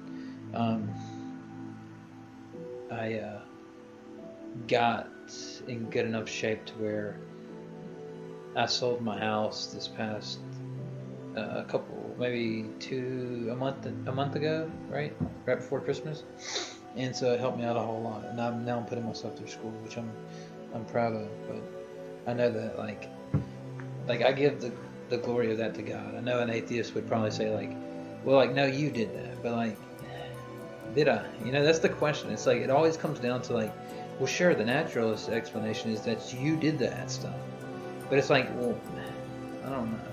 Pretty coincidental, a lot of the things that happen on the way, and I can see the naturalist explanation for a lot of it, but like, maybe it's coincidence that I found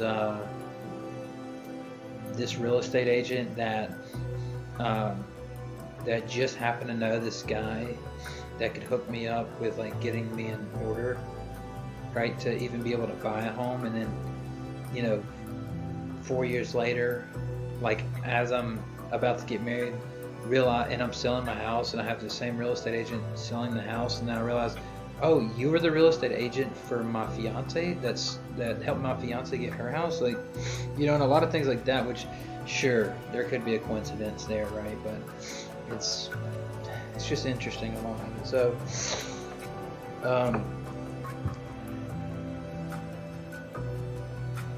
Dry Apologist is in the house. It was a very interesting debate that he had with Alex Malpass. Dry Apologist, if you haven't looked yet, go look at the comment that Josh Rasmussen's left on that video. It was interesting to see. Like, he left this big long thing, and I thought it was pretty interesting. But there's something else I was gonna say. Oh yeah, and dry apologist is a pretty brave guy too, because like I emailed people and said, hey, you want to talk with Alex Malpass, and they were like, dude, he's a professional philosopher, dude. Just think about it. I'm like, yeah, I understand that, but like, so. Uh, Craven says thunderbolts and lightning, very very frightening. Oh Mamma Mia, that's a song by Queen. If you just listen to like maybe a verse later, they actually say Beelzebub has a place put aside for me, right?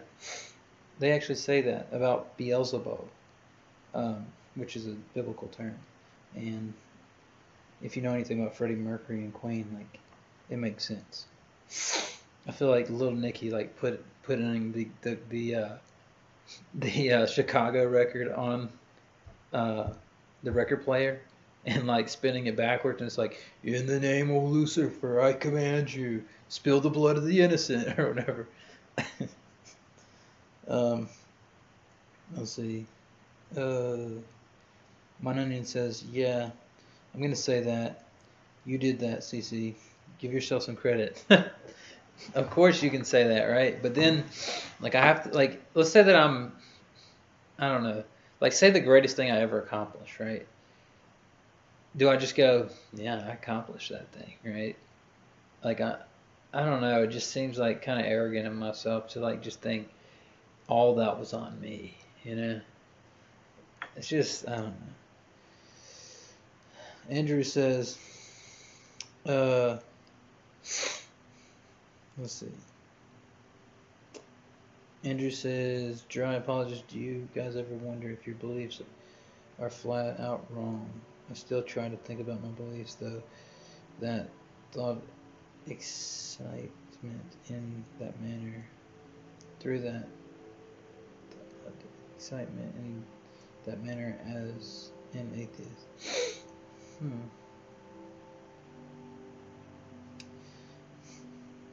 Yeah, I mean, I don't know. I look at atheism as despair.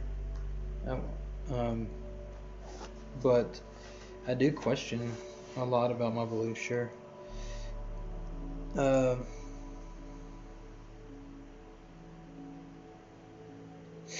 Hugh is still singing Queen and says, Beelzebub, Oz, a devil put aside for me. Has a devil put aside for me, yeah. That's interesting, right?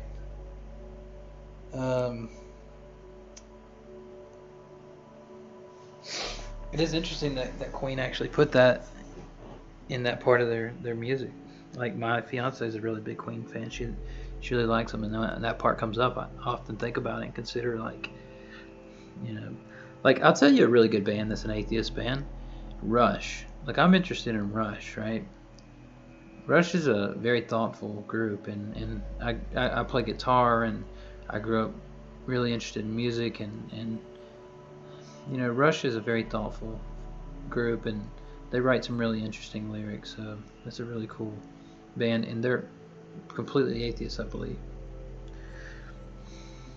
Iron Charioteer says, Converse, what would you be spending eternity? What would be spending eternity with God of the Old Testament be like?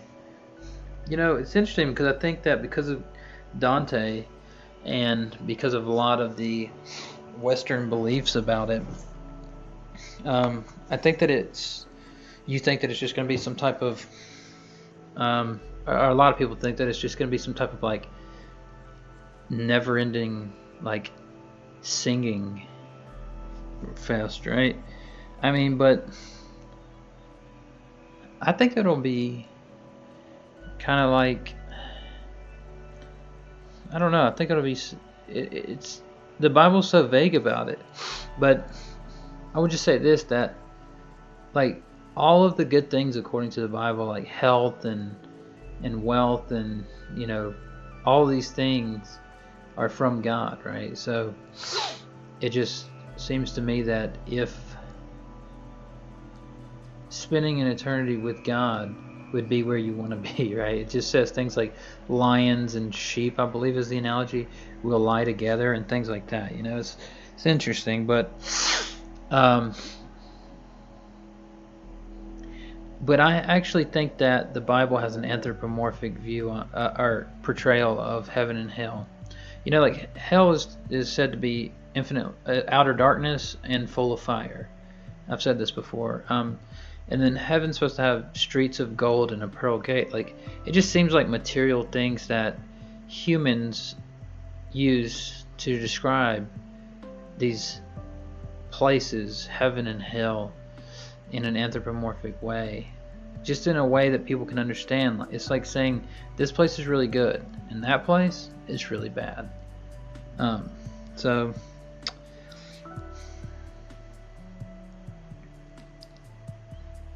Russia's a Canadian band? I didn't know that. Andrew says, Converse, what if there actually isn't God? Like, what do we know? If there is no God, we don't know anything. Like, if there is no God, it's really peculiar that things happen the way they do in order like they do. You know, like, why has this video lasted this long? Why didn't, like, by the time like I got 30 minutes into this video, like my computer turn into milk or something? Like, you know, just random things. Why don't random things ever happen? It's like you might find some obscure thing and say, well, that was a random thing and it occurred. But I'm talking about like way out of the ordinary. Like why don't my house turn into an elephant? Or why doesn't like the building you're in just crumble to the ground at any point just for no reason? Like, just not because of an earthquake or anything, just because it just turned into cookie crumbs or something. Like, why doesn't my car you know, start projecting fire? Or any random thing. I mean, it's just, it seemed to me on an atheistic universe that things like that would occur pretty regularly. If there was no creator, there's no I don't know, if there's no person that's guiding or shaping the universe at all. It just seems to me that things like that would often occur. Like what if you're just standing there and a mountain shrank into like a boat or something? Or like a milkshake just popped into being over your carpet, but upside down and just spilled all over it or whatever. You know, it's just, I don't know. I would expect things like that I wouldn't expect an orderly world like what we have. It seems that it's more improbable given no guidance. But that could be an assumption built in, but I think that it's probably correct. And then lastly, let's see, what else was there? Andrew says, or Craven says, how many hot chicks do you get in heaven? Islam says 72. Actually, I'm not sure if that quote about Islam getting 72 virgins is actually correct. I used to think that they try to talk their way out of it, but actually when I looked into it, I actually heard somebody give a really good refutation of that. I don't remember where, but it was maybe like a year ago, so I'm not sure if that's actually correct or not. But Christ said that you're not married in heaven the same way that you are on earth. So, or at least he said the angels are not married in heaven. So I don't know if we have that promise or not. Andrew said, I've been thinking about transhumanism philosophy a lot lately too. Really interesting stuff. You mean by that, do you mean like AI, like intelligence that's that we create? Michael Heiser actually has some really good stuff on transhumanism. He says the universe is fascinating and no one really has any of the answers. It's kind of exciting. It gets me up every morning and makes me excited to learn about science, new discoveries. Yeah, I mean, sure, I can see how you would be excited about that, right? Like, but just imagine like the excitement you would have, like Galileo and some of these guys said, like, if you really thought that you were thinking God's thoughts after him, like the person who created the universe, like forget everything you think you know about God, right? Just look at nature as if it was created by someone, and that like everything you do in science to discover like what you discover is simply you thinking this person's thoughts after them, right? It's very interesting. I mean, it's motivating too to like learn. You know, you're like, there's a really good documentary on it, but I don't remember what it's called. Craven says, "You cool? You try to answer every question, which most apologists don't do. Cheers, bro." Yeah, if you watch my channel, you'll realize that like I go on for hours just to try and answer questions. Like even if I don't have like a definite answer, I try to come to some. I try to at least give my thought process on it. And if I don't have an answer, sometimes I'll say like, you know, I'm not 100% sure about that, but here's what I think, and I could be wrong about it. But Nick says, what do you think that Martin Luther added alone to Romans 3? Does it bother you that the phrase faith alone only appears to say we are not justified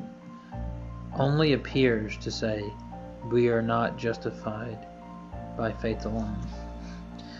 I don't know what you mean. I don't know exactly what you mean by that. Nicholas, what verse are you talking about in Romans 3? Maybe post that for me. Because obviously Luther didn't have anything to do with translating Romans, but Romans 3 says, "What advantage then is there in being a Jew, or what value is there in circumcision? Much in every way. First of all, the Jews have been entrusted with the very words of God. What if some were unfaithful? Will God's unfaithfulness nullify, or will their unfaithfulness nullify God's faithfulness?" Let me grab my glasses. Hang on a second. I think they're in my book bag. I had class earlier tonight. Sorry. I'm really bad at keeping up with my glasses. What if some were unfaithful? Will their unfaithfulness nullify God's faithfulness? Not at all. Let God be true and every human being a liar, as it is written, so that you may be proved right when you speak and prevail when you judge. You know, people always say like, oh, it says judge not lest you be judged. It's like, may you prevail when you judge. It's like, it just means like what Christ said, like when you, don't pull a stick out of somebody's eye if you got a log in your eye. Like, just don't judge hypocritically, but like you have to judge, because he even said like, beware of false prophets, right? They come to you in sheep's clothing, but inwardly they're wolves, right? Like, of course you have to judge. But if our unrighteousness brings out God's righteousness more clearly, what shall we say? That God is unjust in bringing his wrath on us? I am using a human argument. Certainly not. If that were so, how could God judge the world? Someone might argue, if my falsehood enhances God's truthfulness and so increases his glory, why am I still condemned as a sinner? Why not say, as some slanderously claim that we say, let us do evil that good may result? Their condemnation is just. What shall we conclude then? Do we have any advantage? Not at all. For we have already made the charge that Jews and Gentiles alike are under the power of sin, as it is written, there is no one righteous, not even one. There is no one who understands. There is no one who seeks God. All have turned away. They have together become worthless. There is no one who does good, not even one. Their throats are open graves. Their tongues practice deceit. The poison of vipers is on their lips. Their mouths are full of cursing and bitterness. Their feet are swift to shed blood. Ruin and misery marks their way, and the way of peace they do not know. There is no fear of God before their eyes. Now, I've almost been all the way through this. Let me go back and see if Nick has... Oh, 328, sorry. I was going through all that, wasn't I? I'm trying to read it all in like context. Let's see. God presented Christ as a sacrifice of atonement through the shedding of his blood to be received by faith. He did this to demonstrate his righteousness, because in his forbearance he had left the sins committed beforehand unpunished. He did it to demonstrate his righteousness at the present time, so as to be just and the one who justifies those who have faith in Jesus. Where then is boasting? It is excluded. Because of what law? The law that requires works? No. Because of the law that requires faith. For we maintain that a person is justified by faith apart from the works of the law. Or is God the God of Jews only? Is he not the God of Gentiles too? Yes, of Gentiles too. Since there is only one God who will justify the circumcised by faith and the uncircumcised through the same faith, do we then nullify the law by this faith? Not at all. Rather, we uphold the law. So what, I guess I'm trying to understand Nick's question, then let me reread it. Why do you think Martin Luther added alone to Romans 3? Does it bother you that the phrase faith alone only appears to say we are not justified by faith alone? I guess I don't get that, because the whole verse seemed to be saying like that we're justified only by faith alone. He did not translate it to German and added alone. He did translate it to German and added alone. Yeah, but obviously we don't have our New Testament through German, right? Andrew says, like the evolution of humanity and how we could possibly become immortal through technology. Oh, okay. Essentially, it would be the universe gaining consciousness in order to experience itself. Yeah, so, I mean, that is based on a big presumption of, like, the fact that we could be, that humanity could be conscious and immortal, in like an AI sort of way. I'm not sure how that would actually work, but I have seen like people talk about how, like I've seen, I don't remember who it was. It was a scientist, Kaku maybe, that guy with the Asian dude with the long hair or whatever, Mitchell maybe, Kaku, say that, you know, in the future we will, you know, we'll live forever and all this great stuff. I don't know. Hugh says, do you think there might be a person on earth right now that is sinless and righteous? No, none are righteous.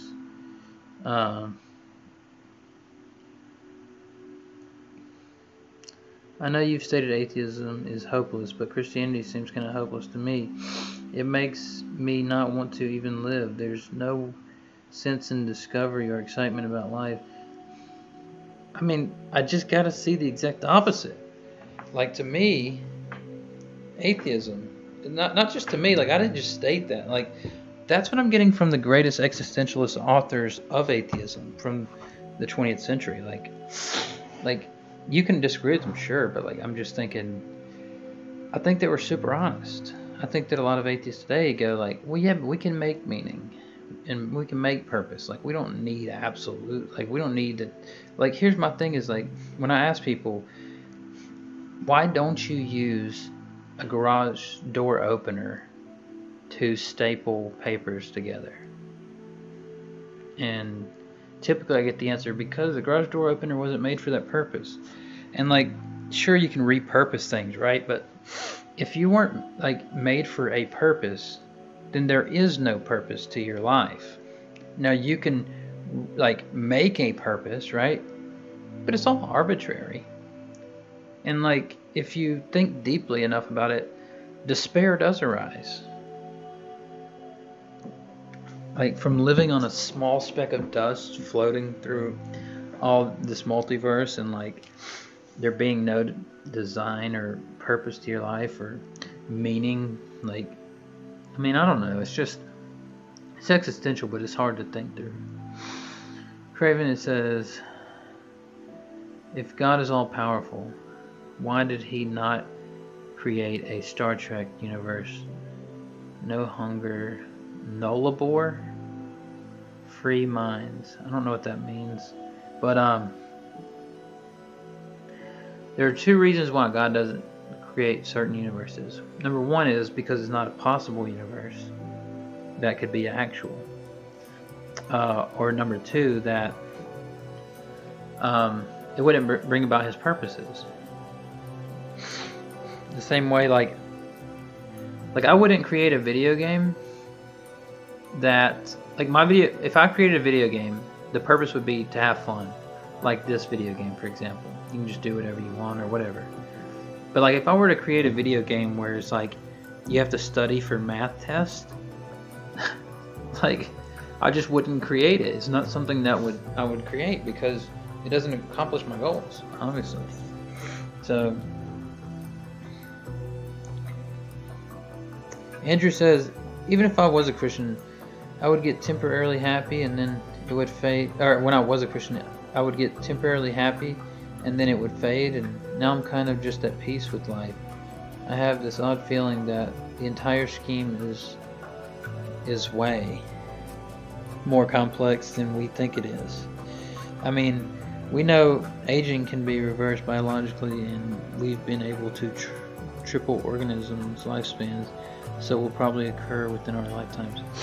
Yeah, I don't know about that, but about the other thing about under Christianity feeling temporarily happy and then it fades, like I think it's because, I mean, I've had that same experience. Like I used to believe what some apologists call crayon Christianity, which is kind of lame, you know. It's like a kid's version of Christianity, where it's like, you know, well, Jesus died and rose, and you know, like you should be happy with being, you know, this perfect little conservative couple and live in a suburban neighborhood, and you know, like a lot of that just kind of was lame to me. But so I get what you mean, but like I think Christianity can be really cool. Like if I think about putting together like another punk band one day or something, like I think about the music that I could create and like the lyrics that, like how hard they would hit. Like think about Bob Marley's like version. Like think about him, right? Like think about his song "We'll Be Forever Loving Jah," you know, and things like that, and like how deep some of his like music and stuff gets. And it's like, how do you listen to that from um, you know, a totally secular perspective and listen along and go, yeah, that's awesome. Like I even asked at the Dragknot one day, I was like, what do you do when you're listening to, you know, Most Def or Talib Kweli or Common or Bob Marley, and they, you know, get real deep? Like, do you just roll your eyes and go, well, I like the other parts? And he goes, yeah, basically. It's interesting. Um, Nicholas says, you are promoting an interpretation by someone that cuts things out of the Bible and adds alone in. You made the claim Christians are justified by faith alone, and there are no works. That directly contradicts the text. You have never noticed because you have never truly encountered the Christian religion. No, actually, we don't get our Bible from Luther, the German. We get our Bible from Greek manuscripts, in which there are like 6,000 manuscripts. So we have manuscripts from before Luther was ever born. So like that's I don't get that claim.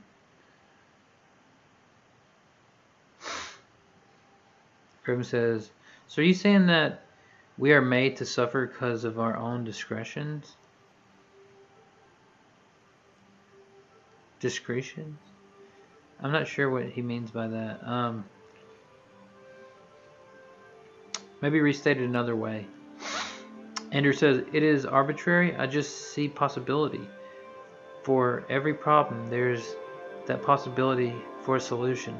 What if we master our neurology to where we experience perfect utopia harmony? I don't know. It sounds kind of...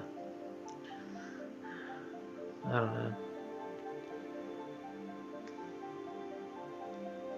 I don't think that it's an endeavor that is going to be fruitful, but perhaps. But let's say that it were the case. Like, okay, like if I lived on Earth forever, right?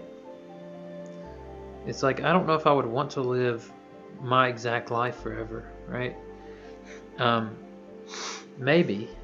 Like I definitely would like to live forever because like I affirm life. Like people who tell me all the time, like you seem like somebody that says that you want to live forever, right? Or you like the possibility. Like a lot of atheists will be like, I don't want to live forever with God and all this stuff. Like, I mean, you know, it's just like if you get injured and you go to the hospital, like don't say you don't want to live. Like even if you just make the qualifier, like yeah, but I mean forever. Well, I don't even know if you could say that was true. It depends on... I don't know enough about first and second order beliefs, but... Andrew says, existential intellectual rap. You should just get in contact with Graydon Square. He's an atheist rapper, but he's always down to live stream. He doesn't have that many followers. I didn't say that you got your Bible from him, but that's where the theology comes from, not the text. I don't know, I'm pretty sure that text said all the way through it. Faith alone. Luther reformed the Catholic Church. Protestants is what Hugh says. I point out that Luther added the phrase, you seem to think the Bible endorses, but actually condemns. I mean,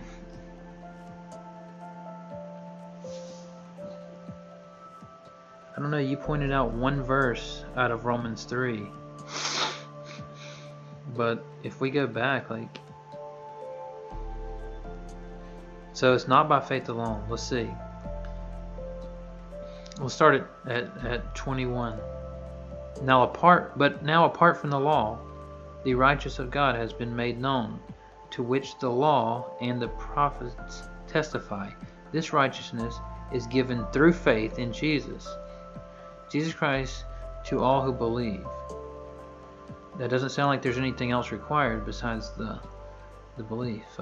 There is no difference between Jew and Gentile, for all have sinned and fallen short of the glory of God, and are justified freely by His grace through the redemption that came by Jesus Christ. God presented Christ as a sacrifice of atonement through the shedding of His blood, to be received by faith. He did this to demonstrate His righteousness because of His forbearance. He had left the sins committed beforehand unpunished. He did it to demonstrate His righteousness at the present time, so as to be just and the one who justifies those who have faith in Jesus. Where then is boasting? It is excluded. Because of what law? The law that requires works? No, because of the law that requires faith. For we maintain that a person is justified by faith apart from the works of the law. I don't see how Luther could have had any influence over that statement. Look at 30. Since there is only one God who will justify the circumcised by faith and the uncircumcised through that same faith, then do we nullify the law by this faith? Not at all. Rather, we uphold the law. Yeah, same thing Christ said about fulfilling it. I'm not sure exactly what you're getting at with that.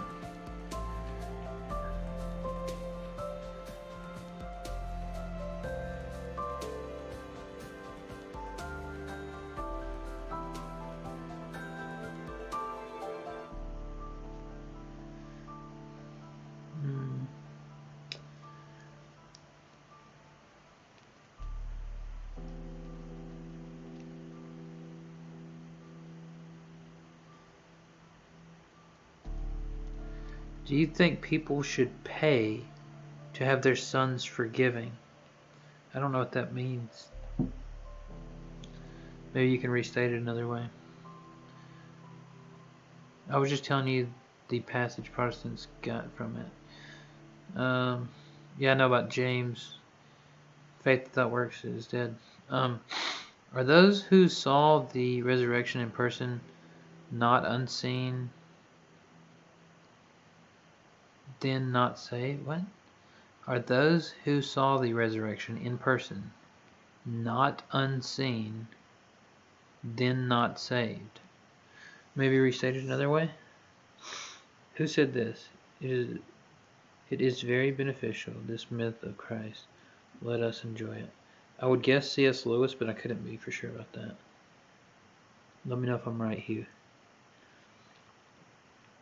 When you're done with the stream, check this out. It gives a little bit more context to what I'm saying. Sure, I will.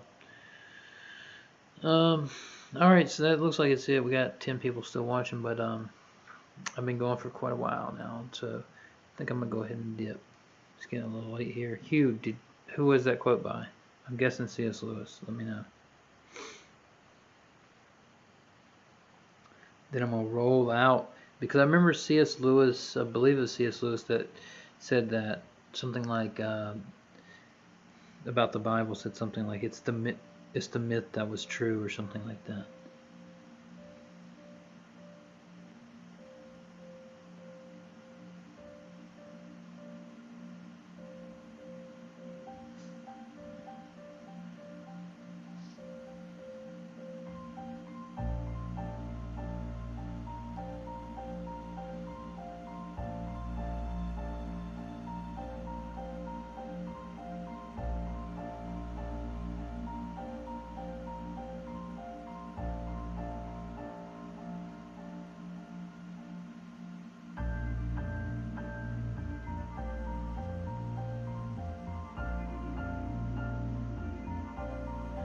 Yeah, so Nick was pointing to verse 24. He says, let me read it because I don't think that's actually about see it, mine onion. Yeah, I think that was actually about not about justification, but let me see. He was called Abraham believed God and it was credited to him as righteousness. Okay, so we know Abraham it's not because of his works, but because he believed God. Next verse. And he was called God's friend. You see that a person is considered righteous by what they do and not by faith alone. Righteousness and justification, I would say, are two different things. So I don't see how those because it even says, like, in the same way was not even Rahab the prostitute considered righteous for even what she did when she gave the lodging to the spies and sent them off in a different direction. As the body without the spirit is dead, so faith without deeds is dead. Yeah, so I can agree with that, but I don't think it has anything to do with justification.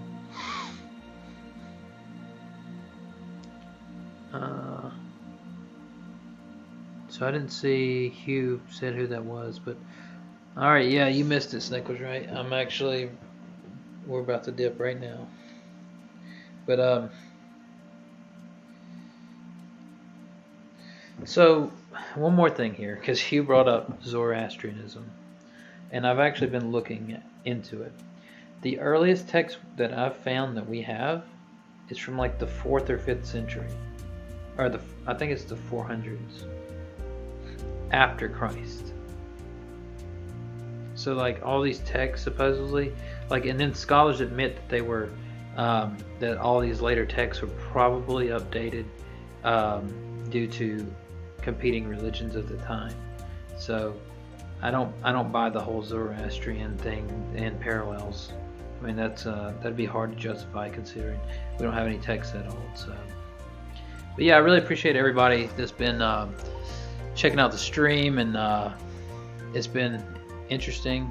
This was kind of just a test stream to see it. You know, I'm testing out OBS and everything on my new computer. So, yeah, it was fun. I liked answering these questions and getting to talk to some people that disagree as well. So, but I appreciate everybody checking me out, and hit that like button if you like these discussions. You like the way you like the method by which I present these things, and subscribe if you're not already. And we will. I'll see you guys next time.